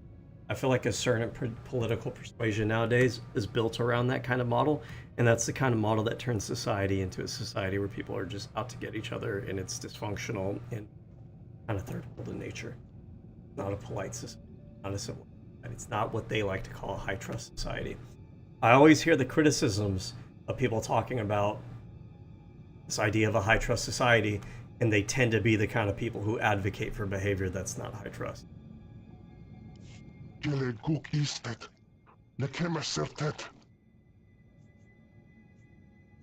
enemy is gone.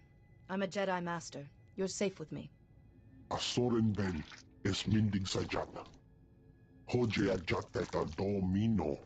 Uge ere tuk meditativ es? Milien okman por. It is a Jedi's duty to protect the innocent from harm. Ap arajale von upa udamastat. Mes miva. Kotilia for leon. As edge edlin dolog as volhoje. Hogene kunk, toleras ege mas fonal es. Mege iteletet.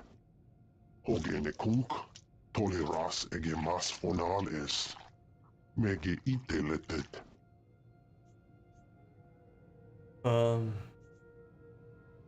This is your work. You know which project would be more useful. Eves tob ere ni as igrit. Len parnata fedel zeten. There you are, Jedi. See? I said I'd be fine. I checked the station. It's all clear. I'm heading back to the ship before Father starts fretting. I'll meet you there. Is that the end of Quesh? Neki hoje on nem kep visele. I wonder, that seems pretty short to be.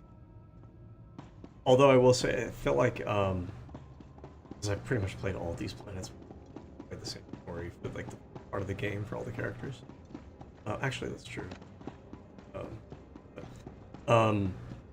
I feel like the later planets have a little bit shorter.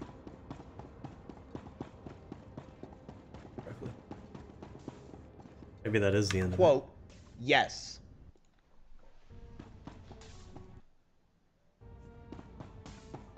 And Krusty D Danger replies, "This guy fucked his case months ago. Now he's just flailing like a toddler." Tactical Templar replies, "Remember when Miskiff tried to say Imru was abusive because she threw a Kirby plushie at him?" ADG says, "What does Miskiff get out of all of this?" Oh right, a deflection from his crimes. Skiff, a good guy, says, "A Tectone fan's coping right now. Once the transcript is available, they will cry." I'm a Cutie Pie fan 420 also posts the clip on the Livestream Fail subreddit with the caption, "Tectone allegedly spent only 15 minutes getting tweets for court case against XGF, blames his actions on untreated schizophrenia," and You Never Lose replies with this picture of Tectone in the caption, "I have schizophrenia." Instant Tank says, "Listen up, liberal, I'm a rapist." And YOLO McSolward 420 MLG replies with the same picture and those words edited on it. Andrew Yofis says, "I'd bet he thinks is saying stuff like, 'This is all the evidence I got and only spent 15 minutes No, getting like it. this I whole could've like done more. reactionary Sounds much better anti-woke than, politics I spent 8 really months attracts like the best people, doesn't it? They all just turn out to be such upstanding individuals.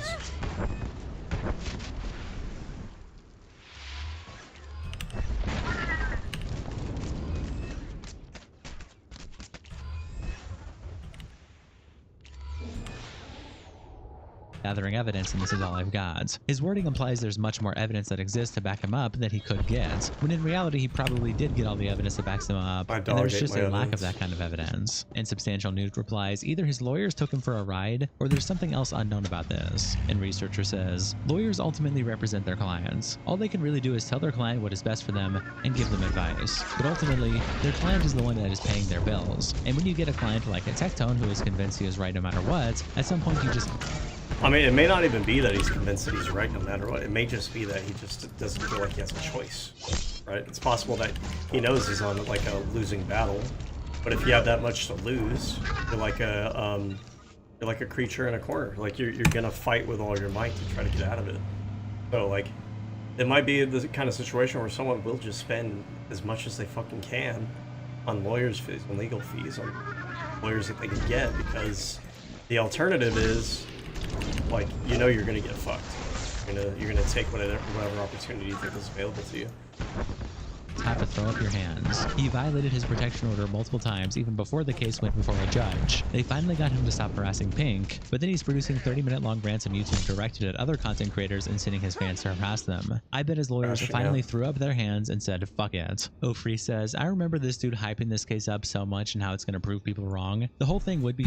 Well, you gotta understand, I mean, just because they're hyping it up to their audience, like people that have built their early adult life on the validation of audience, and their self-worth is probably built around that audience, and so like, yeah, they're gonna show a brave face to their audience. They're gonna pretend like they're the people's champion.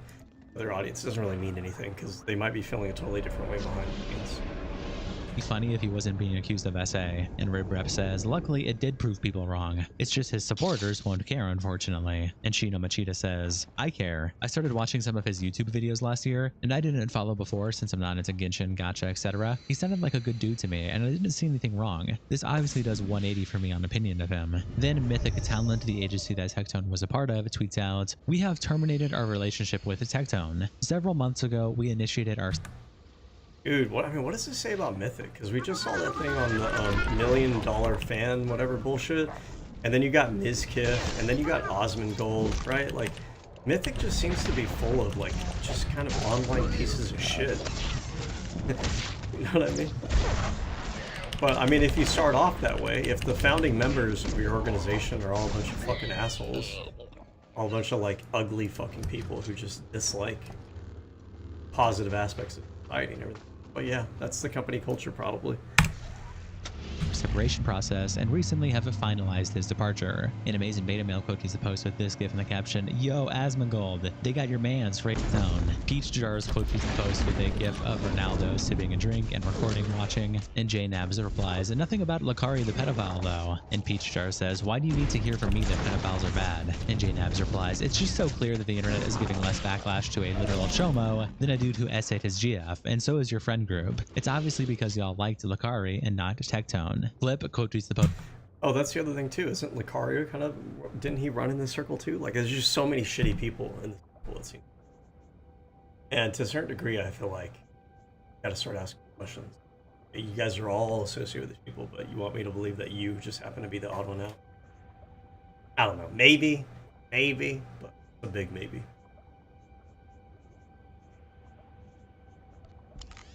I need you. Get it out. Posed by saying, sadly, Tectone spent the last year of his career being a far-right grifter and pandering to incels, so if he doesn't get arrested once this is all over, he will be welcomed by a community he fostered that doesn't care / encourages violence against women.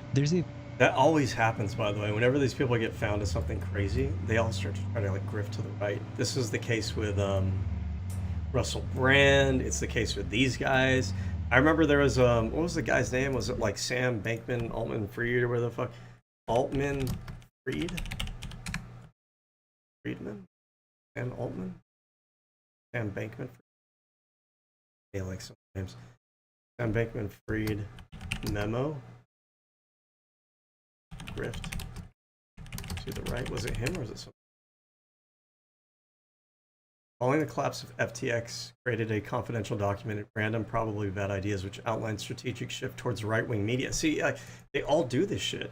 And it says so much about right-wing culture and right-wing media online is that it normalizes toxic behavior. It makes excuses for it. And it just accepts anyone who's engaging in it's just a haven for, and it's a community for people who have bad intentions, right? And create a culture that has no standards. This whole grift of like right-wing politics, the current iteration that exists right now, was all over people who wanted to make everything acceptable online, like the worst fucking behavior imaginable, lying, spreading bigotry, spreading conspiracy, spreading misinformation, spreading like hatred of other groups of people, making it so that social media could not moderate against this behavior.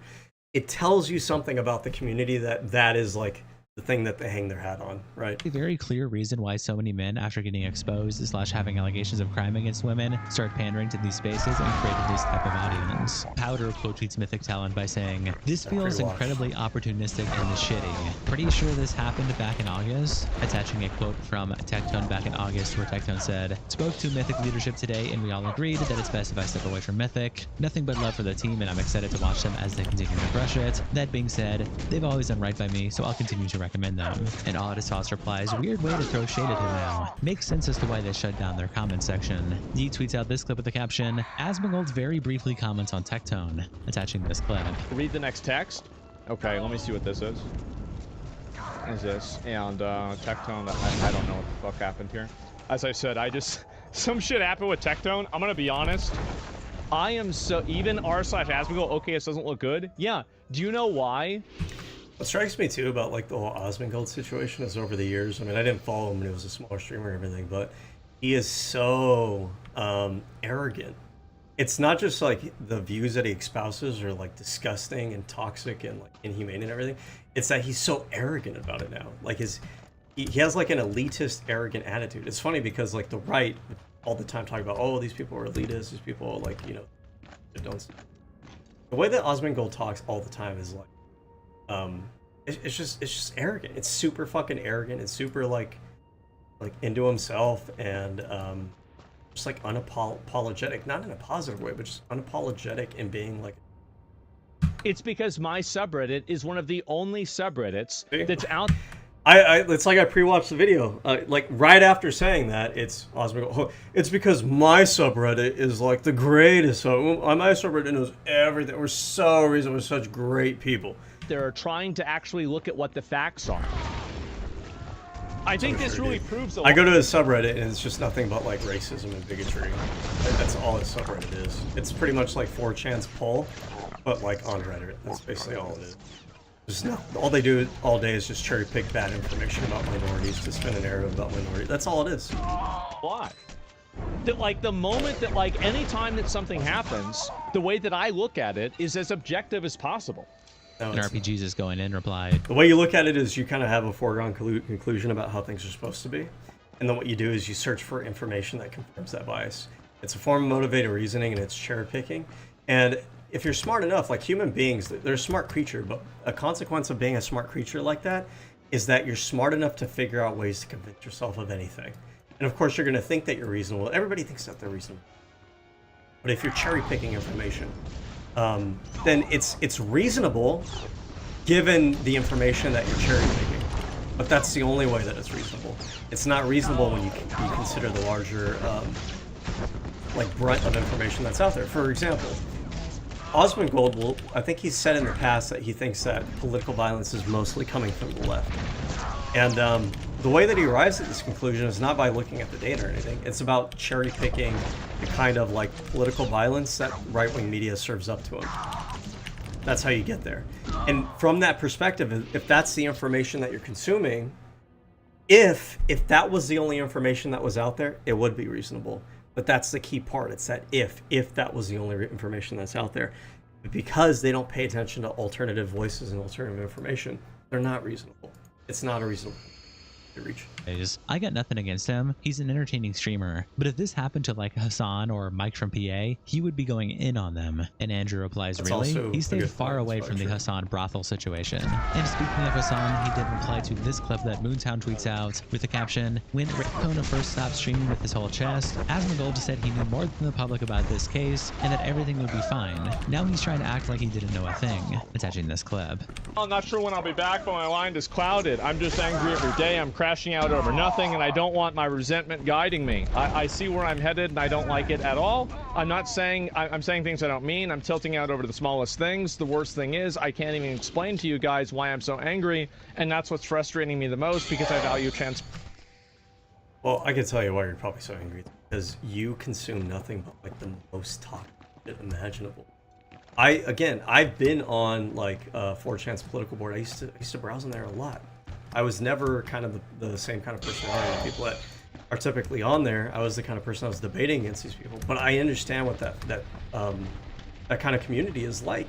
And I can imagine how it turns you into a bitter, disgusting, ugly person, because all you're consuming all day is like just the most ugly, toxic shit about everybody in society.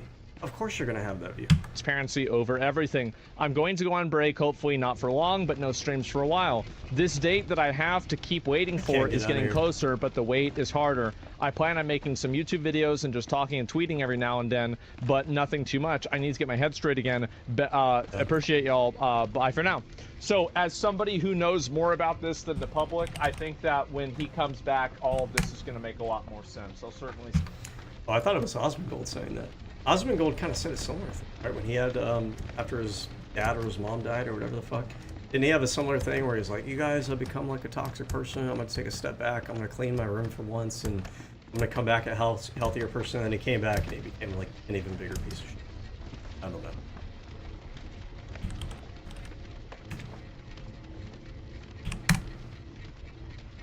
Say that.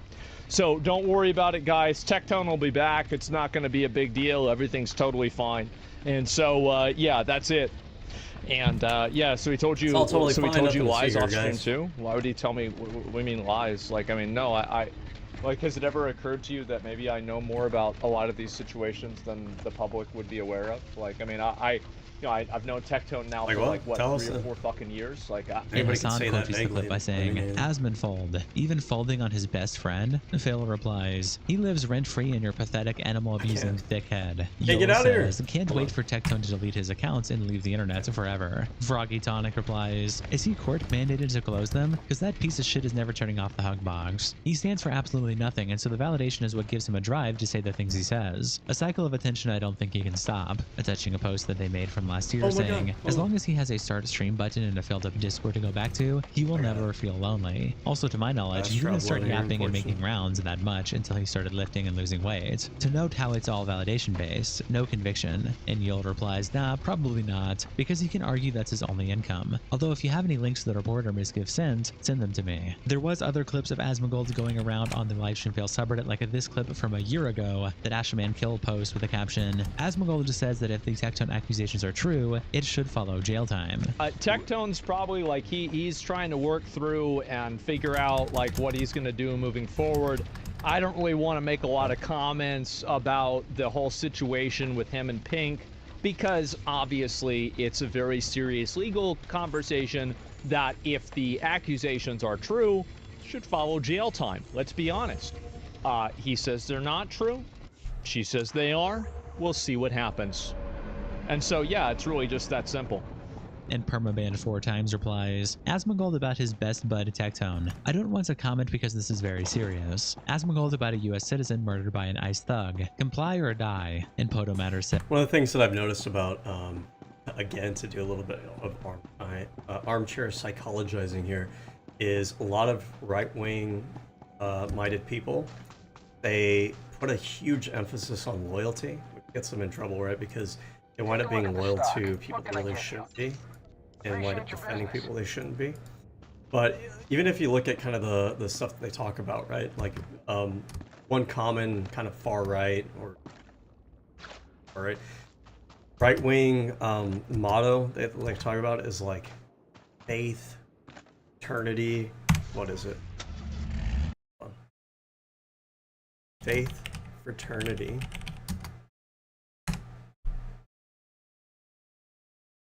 This is the third one. I'm not getting it right. But it's like the 3 pillars of whatever their stupid ideology is. But that fraternity part is about, you know, you can read it as having community, and that is like the most positive sense that you can read that as. But I think that when I see a lot of the right-wingers, they also see it as like they view the other men in their ideological movement and kind of share it with them as like people that they're loyal to. And that loyalty seems to trump sometimes higher level principles that they have. And they'll defend each other over shit they really shouldn't be defending each other over. Says, as much as I don't like Asmund and especially Tectone, I honestly think that's a very normal/human reaction. 99% of people are going to be far more inclined to be defensive and reserving of judgments for their close friends over someone that is very detached from their personal lives. And Luke Parks replies, yet, he threw Rich under the bus over allegations. Never mind proven in court. And Yo Mama replies, could also just be that he regrets that? That was over 3 years ago, and he hasn't said anything negative about Rich in years as far as I know. He tweets out this clip with the caption, Asmongold on Tectone. Where's the rest of this will be elephant in the room will be addressed. Yeah, again, I'll wait for Tectone to talk about all this stuff. Like, people said that like he lost some court case. I have no idea. I think he did, by the way. I'm pretty sure he did lose the court case. I just don't know what that means or anything. You know what that means? Yeah, I mean, I don't really have sympathy for this. Asmongold is a person who is oftentimes like unempathetic towards people. He's kind of vicious towards people. He's done something wrong. But then when it comes to people that he has fraternity with or whatever, then that sensibility kind of turns itself off. And we just heard him like a few minutes ago talking about how his community is like the... Why don't you want to look at this? Kind of goes to show that your objectivity really isn't there. It's kind of dependent on your analysis. You know, so I'm kind of waiting for him to say it. It seemed like, you know, again, like the information where it came from isn't really something I'd want to comment on. I guess I can just say, I mean, I might as well just say, like, Mizkif is very obviously suing me for defamation, and because of that, I don't want to comment on anything that's coming out of, you know, any information that's surrounding him, because it could complicate the lawsuit. So I'm not going to comment on, or I'm not going to say anything about it at all. I don't know how I feel about that. It does make sense if you have a case that's pending or ongoing that you want to be mum about particular things that pertain to the case. I just don't know if this is actually that case. Mizkif suing him over defamation just because Mizkif is suing him over defamation. Like 6 degrees, not really 6 degrees, maybe like 3 degrees of separation connecting these people together. But I just don't feel like Mizkif's relation to Tectone influences Mizkif's defamation suit against Asmongold. They're connected because Mizkif is like the connecting point. But I just don't feel like, I don't feel like that case is. I don't know. I guess I'd have to look into it more. And so that's the reason why it would complicate the lawsuit. Would it? I don't know if I buy that. Yeah, it's a good excuse, a convenient excuse, but I just don't know. I don't want to make any other comments beyond that, because if I do, then I will, you know, I could, every word that I say about the topic is a word that can be used against me. It's not going to happen. Anyway, we're about... I mean, that's true in any situation, but the question is it relevant to the case that you're talking about. I don't know. Like, yeah, anything you ever say anywhere, anytime publicly, in a general sense. But that phrase only really means something when it's relevant to like a particular thing that you're potentially liable for. Otherwise, it's just kind of like a meaningless vague statement. And I just don't see how it relates to the issue. Aren't you tired of being around these streamers? Constant problems? I absolutely am. 100%, 100%. It is so exhausting having to deal with streamers and stuff like this. Like whether it was the... I mean, I don't know what you're saying. I mean, you're one of the co-founders of OTK. The whole thing behind that is... like streamer oriented shit, and like it sounds like Tectone is your friend, so I mean that's kind of on you, bud.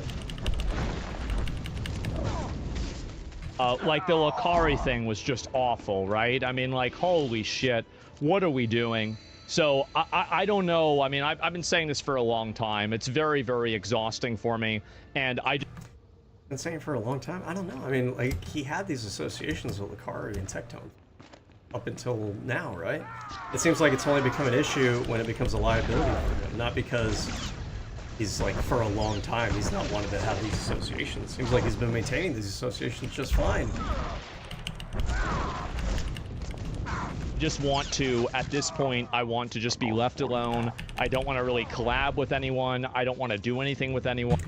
I mean, I understand that perspective now, for sure. I understand. I just don't really to pretend that you've had that position. It seems like you've only conveniently had. That's the issue. I just want to be left alone, right? I want to be left alone, and I want to be just doing my own stream in my own house by myself and not interact with anybody. And PFP replies, left alone? Why didn't you say that when you picked your friend group that's slowly being exposed for years now for being sexual deviants and weirdos? And Jay replies, because he didn't know they were. And PFP says, a self-proclaimed master of human psychology. He should have seen the signs from multiple friends that he's defended over the years, not just... I mean, I don't like Osmongold, obviously, but has he ever actually called you or even hinted at that? I mean, maybe he has, but I'm not aware. There's enough to ding him over without kind of... Just one. A friend committing a crime doesn't imply anything about you. Repeated deviant behavior clustering around the same online communities is the problem. It's possible because, I mean, frankly speaking, Osmongold seems like he's a fucking loser. Like, in his real life, before he became a streamer and everything, even now. Like a weird, kind of gross, antisocial fucking loser. It's possible that he just is not a good judge of character because you have the experience. That's totally possible. This keeps happening in these circles. Exciting Recover also posts the first part of the clip we just watched on the livestream fail subreddit. And his standards for like who to associate might be low lost the court case, but we'll wait for like, you don't really have much of a choice. You're already kind of a fucking loser. Like who else are you gonna associate? Case or something. I have no idea. Immediately after, yeah, I'm pretty sure he lost the court case. He did lose the court case actually. It's like his instant response is to lie, but then once he realizes how retarded it would sound for him to say he doesn't know about a court case involving someone he's close with, he decided to instantly fess up the truth. Classic Asmongold. And Aloha Lee says, no, that's just him adjusting. And look, also, I dislike Asmongold, but I feel like they're reading a little bit things. I don't want to like oversell it. I think they're reading a little bit too much into that specific phrase. But anyways. Listening to what Chad is saying, which is one of his mainstays. If you pay attention to it, you will see he does it quite often. That is true, though. He does do that a lot. You'll notice it that he'll look over to see what his chat thinks. You'll also notice that his perspective on things have changed over time as his chat has become more extreme. It seems like he is very audience captured and looking to kind of reinforce the kind of far-right audience that he's built. And I get it. I mean, I get the hustle, right? I feel like that's like the easiest grift in the world right now, is that a lot of people just appeal to like a far-right audience, and that audience becomes pretty loyal, and it seems to be pretty lucrative. So I get the motivation there. Also, I will never not bring this up. His viewers are botted. I know he's a big streamer. He's still a big streamer without the bots, but I think when what was it, Twitch put on like the anti-botting software, or whatever the fuck you call it, I think he lost like 20,000 viewers on a stream. He says something and then... So he still had a lot of streamers, don't get me wrong, but I just, you know. I still think it's kind of shitty. It's not kind of shitty, it's really shitty. Because the other part of that, like the whole botting situation, I know other streamers have done that too. I think Sneako's done that in the past. Is that if you have those botted accounts and you're able to slip them past whatever tools the social media platform uses to calculate the amount of viewers that you have, you can use that to artificially boost your channel in the algorithm, and then you can actually acquire like natural real viewers because of how popular you are and how much reach your channel gets. But that kind of like initial bump that you're getting is because you're cheating. You know what I mean? So like me, you can tell I don't bot my shit because I have literally 0 fucking viewers. Shifts to the opposing view if he sees the chat disagrees with what he just said. He does it constantly as he needs to keep talking, but is often talking about stuff he has no idea about. It's quite interesting how he is building a career of just mirroring the chat's general opinions back to it. It becomes quite fun when you see he can run with completely opposite narratives from whatever media he's looking at, just because he prioritizes being in line with chat. If he is looking at a photo of a red car but chat says it's blue, he... That's another thing too, is like the streaming world and the people that have become popular by it, the barrier to entry is so fucking low. You don't really have to have too much talent, I guess, other than exactly what he said, like just mirroring what your audience wants to hear. And it's allowed people who really have no business talking about certain topics to become like really influential thought leaders who are irresponsible with that kind of power. Fortunately. People say it's obviously blue. Some people also started quoting old posts of Tectone, like Flip, who co-tweets one back from November 2024, saying, "Sources tell me Tectone is stable, please God," and it's Tectone saying, "This post will age very poorly," in response to someone saying to Tectone, "How about you try playing with consensual partners instead?" Shamu tweets out, "Breaking! Tectone violated his 10-year protective order against his victim in under 48 hours. Tectone on a burner leaked a non-public filing you can't access without a direct link to his Discord. The burner never posted prior in 5+ years and uses the same language Tectone does." Attaching these screenshots, the first one is a message from Wooden Badger on Discord, sending a link to odysseyweb.traviscountytexas.gov. In the caption, "This is the court case. It's just the protective order case. Miskiff making a big ol' stink out of a big ol' nothing burger." Then Shamu attaches various old Tectone tweets where he says, "Well, put back to the old grind." And this from the bottom, he says, "The good old days." And then various tweets from Tectone saying, "Good old gaming, big old penis, pulled the old yoink, up the old appetite, good old fashion." And then this post of the case summary is attached to the Discord message. He continues his thread, "If found guilty, Tectone could be charged with contempt of court, stalking, and a 3rd-degree felony for violating the order. This could land Tectone anywhere between 2 to 10+ years in jail and an over 10K fine. It is not looking good for Tectone." Attaching a image showing the Texas protective order code, that it is a Class A misdemeanor, and all the other details are here, essentially saying what Shamu just said in the tweet. He continues his thread, "To be concise, there is no way to access this filing unless you are Tectone,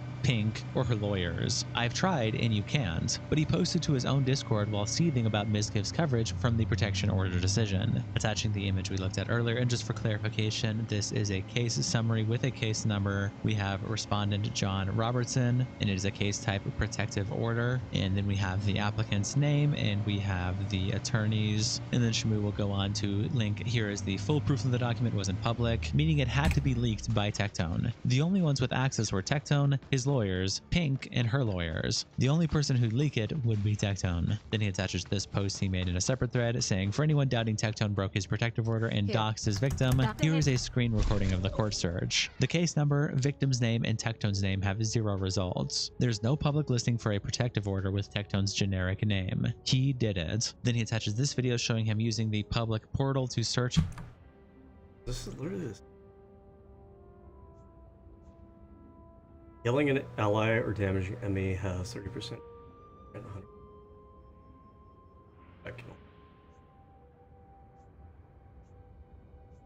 Oh, mastery.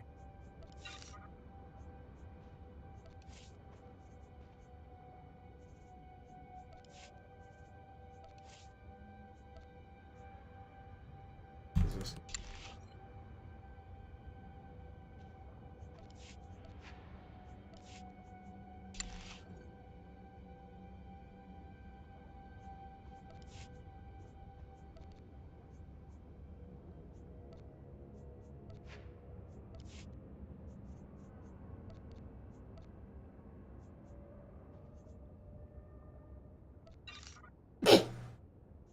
Excuse me.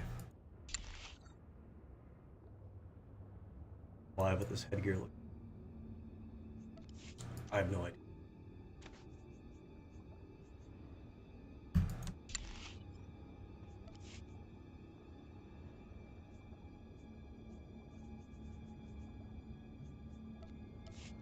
To various aspects of what we looked at earlier. We have the original case number here. Then he searches for Tectone's name, and when he searches it, there is multiple different people with the same name. He has a very common name. This is loading. He is John R. Robertson, so we have other John Robertsons, just various things from them. He'll scroll through the whole video here. We're still just scrolling through other John Robertsons. Still no John Robertson. We have a John R, but it's just a misdemeanor. Are you kidding me? John Robert Robertson? John V, showing that again, John R does not have what was linked in the Discord on the search results to public access. Zambot69 replies to Shamu by saying, I don't like Tectone at all, but I feel like you shouldn't instantly think that it's him on a burner. I feel like there should be more research on his language, patterns of speech, and grammar to see if that is him. If true, game over for Baldy. And Zam follows up his tweet saying, apparently Tectone liked my tweet about this, not showing anything other than neutrality, and I want more info about it. And LGBT Bridge says, did he actually like this post?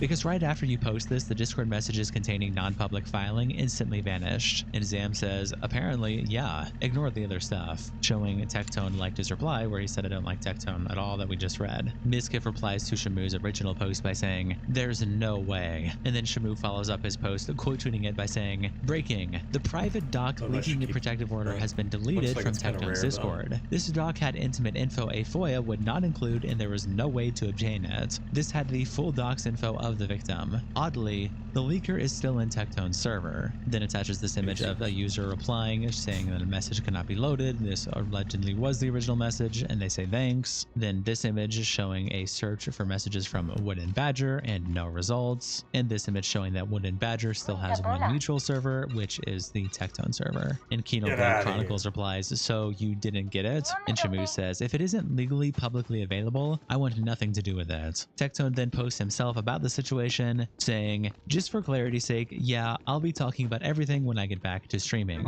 Just gotta finish a couple more things. Don't worry. Attaching a picture of an elephant and then saying, will be addressed. Shout out to our tier 3 members, internet representatives, Kiko, Salsal, Dakota's Bandito, Captain Crashit, and Papa Gut. Thank you guys so much for the support, and I'll see you all in the next episode. I like Papa.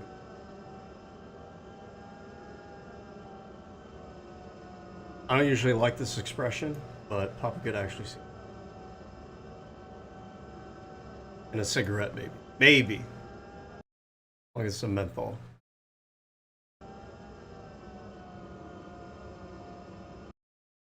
Alright, let's see what other sloppy drama mood today. What the fuck is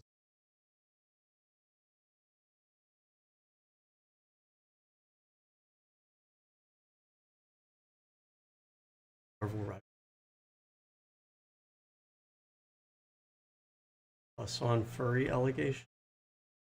Yesterday, we covered the It's so funny to me, like people's like fetishes and shit. Like I'll be honest with you, this might sound super boring or even like I'm lying, but I'm really not.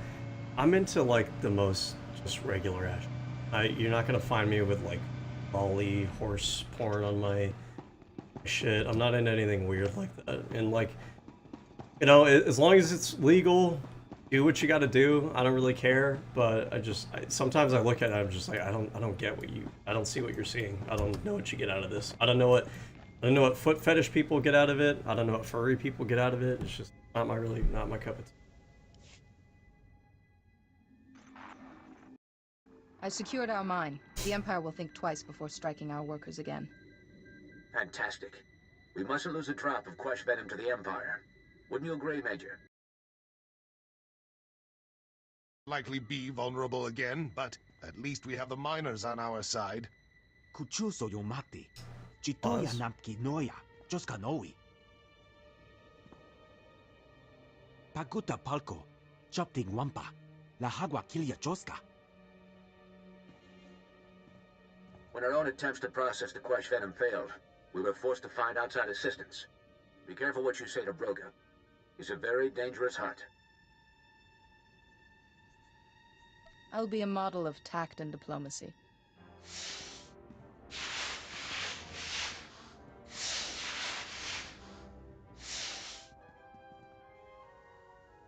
The lore behind the huts is actually pretty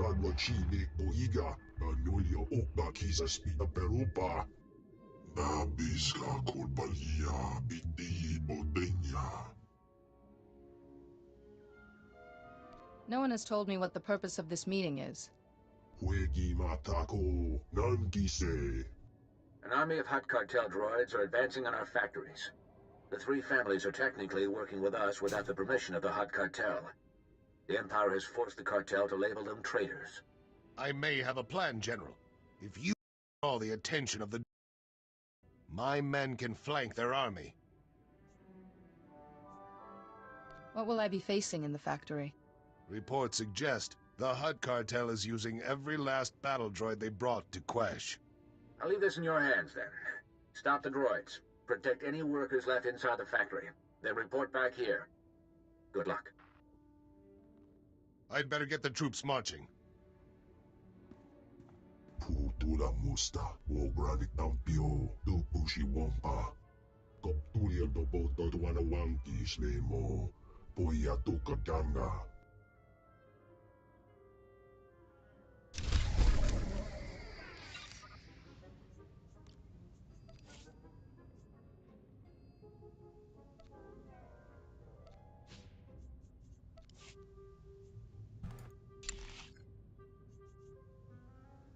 Look, I mean, dresses are cool and all. I understand having them as options. Like when you pick a female character, all to that. Bro, I'm a queen on a mission to explore the galaxy and to get into battles and shit. Wouldn't wear pants nowadays.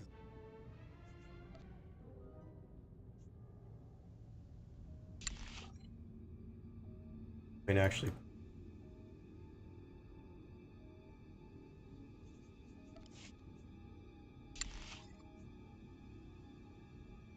Move its place.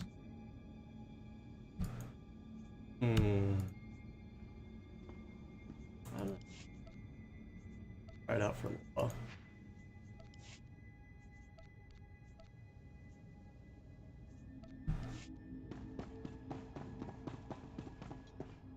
Surgeons online of the Collargate scandal, with some scrutinizing and analyzing a new Hassan and Kaya clip. But at the very end of that video, we showed people reacting to another allegation that Hassan has had levied at him.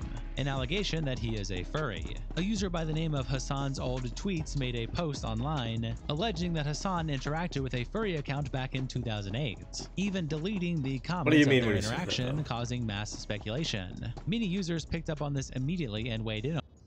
I mean, I don't know. I'll have to wait to hear more from this video. I'm sure there's more to it, but simply interacting with a furry account, what does that mean?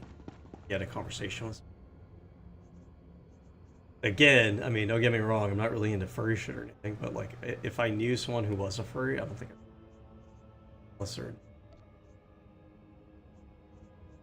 good stuff, because sometimes there's some overlap there, but just simply being a furry, everyone. On it. It's like Willie Mack's show Yeah, and Dan Saltzman. However, the allegation was very quickly analyzed deeper by those on Kiwi Farms, Reddit, and Twitter, where they showed that even though this was Hassan's old account on DeviantArt that was confirmed, the timeline and original screenshots and accusations didn't show at all what was being alleged. Welcome to the internet versus Hassan's furry allegations. It starts. How long is this video? Because I feel like this is probably some. Oh, it's only. How do you turn? It sounds like this is a pretty straightforward. How do you turn it into? With Tectone tweeting out, Hassan shocked his dog again live on stream today and got exposed for being a furry. Holy shit, what a day. And Billy Mitchell replied. Here's the issue with Hassan and his dog in shocking it. I mean, there's the regular issue, but here's the thing that I think people don't talk about. Hassan does nothing but stream all day, and then I guess sometimes he goes outside and works out. He probably doesn't have time to actually take care of a big dog like that and train it. And so the shot collar is like a crutch for someone who doesn't actually know how to raise and train their dog. And he probably just doesn't find enough time to actually do it. In which case I would say, like, then don't have a dog or have somebody else train your dog for you. But I feel like that's the real reason why he resorts to it. It's a crutch. he's a furry, and it all started from this post by Hassan's old tweets, which posted, Hassan's old DeviantArt profile, Hellboy Hassan, contains deleted comments he once left on furry accounts. And I say that, by the way, I used to have a big dog. I had a German Shepherd. Passed away. Across the Rainbow Bridge. But, he was very well behaved, and he was very well trained, and it's because, I mean, honestly, it's kind of mundane, but I read, like, a dog training book, before I got him, and I applied, like, all of those techniques, and I was pretty good about it. I was pretty consistent about everything, because he was very well behaved. But, it takes time. It takes time. You don't just get a big dog like that, and you just have it in the corner and expect it to thing. Especially if it's a big dog. You gotta take time to train it. It's very time consuming. If you don't have the time, then just... What the hell?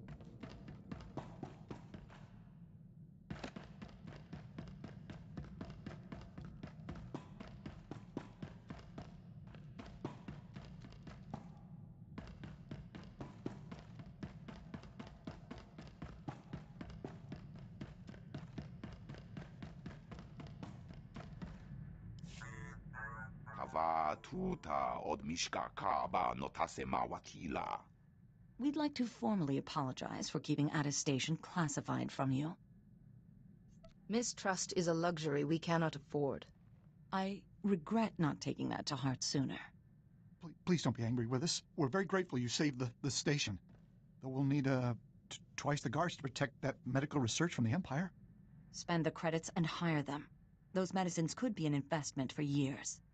If you've all quite finished, the Jedi and I have matters to discuss. Alone. Thank you for protecting my Nadia. She told me you saw her outburst. I imagine you want an explanation. Her talents appear unique. What is she? I was almost hoping you could tell me.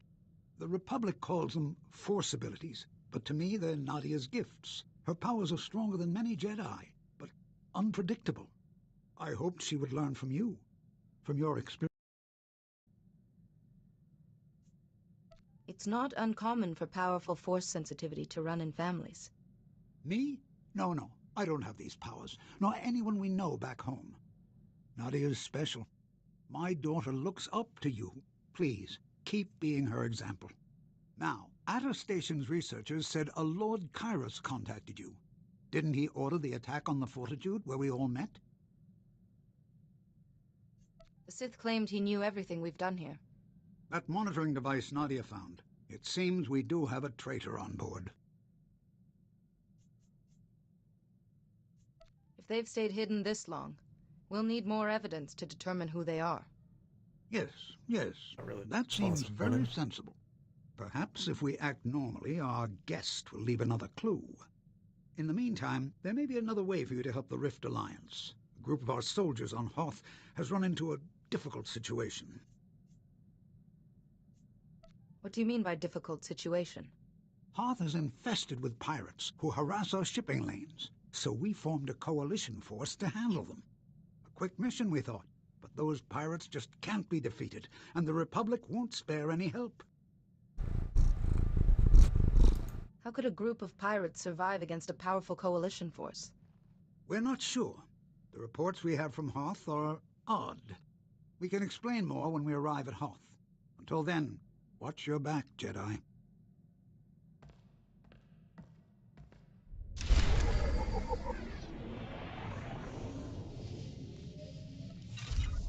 Nice. On to the next.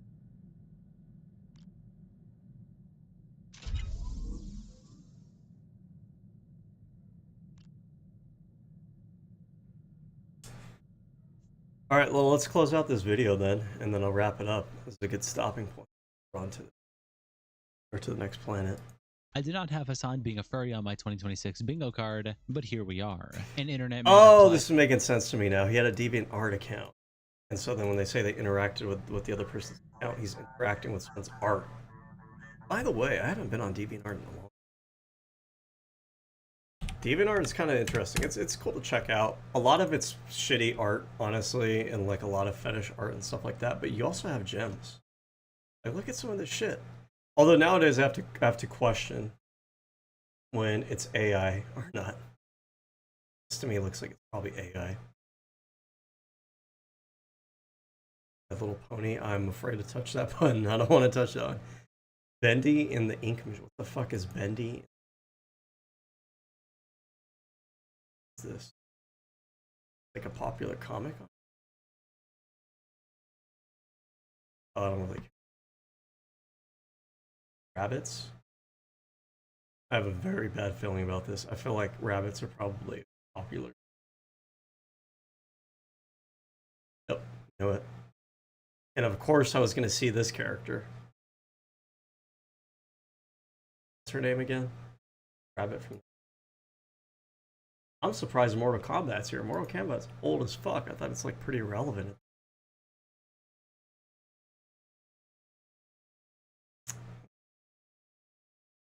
Harley Quinn, we already know what that's going to be. What's a Toko Tass?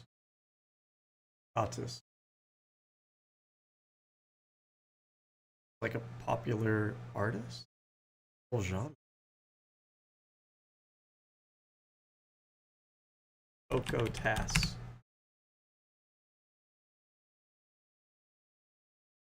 A moderated online community features games and group-based objectives. Weird. I guess it's like a role-playing thing, but also art. I mean, it's weird, but it's also kind of neat and interesting, like a community. I mean, again, I'm not into furry shit. This one has a very obvious penis, but some of these are like from a design standpoint. Whoever this artist is, Utem Spirit. Utem Spirit's got some artistic talent, honestly. They're all pretty well drawn and good color theory. Good, you know, radianting of colors and stuff. Anyways. Is saying, is there any credible evidence that this used to belong to him? And Hassan's old tweet says yes. Hassan confirmed here that he used to draw on a DeviantArt under the username Hellboy Hassan. And this is the images that were attached. It shows Hellboy Hassan commented on a random other... I wonder what his art looks like. If there's any going. Hellboy Hassan. Is his profile still up? Does he still have shit? Okay, I don't know what I was expecting. This is like very fucking normie shit that he draw. It's not bad, but it's not really anything special either.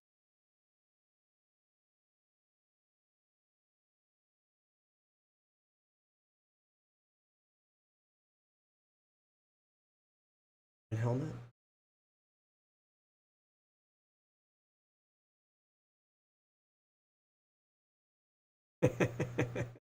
This one's pretty well drawn. I feel like he's probably traced this. Like this is probably an exist.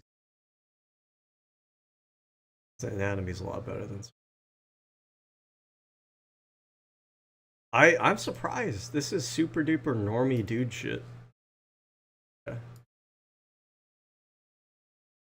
I mean, I don't know what I was expecting. At the bottom here is Alrica 2000's profile, and then a bunch of furry images on the profile. And this also got talked about by various users on Kiwi Farms like Spurgachu, who highlights he definitely commented something, but it's impossible to tell what since he deleted it before anyone could archive it. Wonder what it could have been if he felt the need to go back in and delete it. Calgulia's Top Gal tweets out, Hassan Piker shocked his dog again and was exposed as a furry, so he's a zoophile and an animal abuser. And the dreaded Nuance replies, to be fair, furry does not mean zoophile. If you ever want front row seats to some insane drama, ask a group of furries about zoophiles. It's basically for them what the whole trans kids debate is for the rest of the nation. Various people reacted to this online, like Willie Maxshow, who quote tweeted Hassan's old tweets by saying, if Hassan's into this sort of thing, I think Vosh has a couple tax folders to share with him. And Toast replies, I'm worried for Kaya. And Willie says, uh-oh. Imposter replies, y'all have really just run out of shit. You are scraping the bottom of the barrel, and it's pretty pathetic. I do agree with this. Like, I don't really care for Hassan either, but like, it makes you look bad, it makes your position look bad, and it kind of starts to invalidate criticisms that you do have when you link it to like nitpicking stupid shit. We're just getting this is also true for Donald Trump. Like, don't do the show with Donald Trump. There's plenty of stuff to criticize him over. Don't make your side look uncredible by nitpicking dumb shit. The Republic has a right to be careful. The White Moor is cunning, and a vast frozen wasteland is quite the place to hide. Who or what is the White Maw? The White Moor is the largest pirate band in the galaxy. A splinter group has been attacking the shipping lanes to our worlds.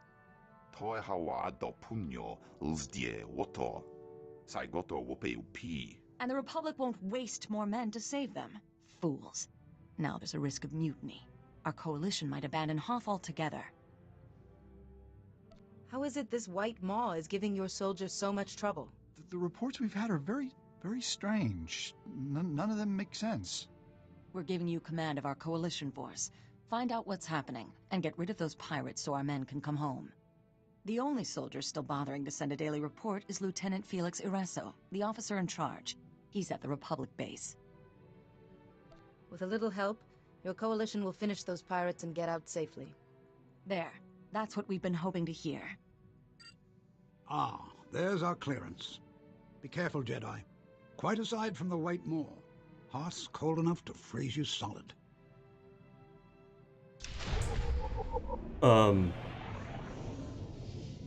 was just thinking about like the little subplot going on here where one of the people here, the traitor, and I was thinking like this dude always like stammers, talks, or stutters when he talks, but like not like a speech impediment, more like he's nervous. And I was just realizing like, is it really going to be that on the nose? I don't remember.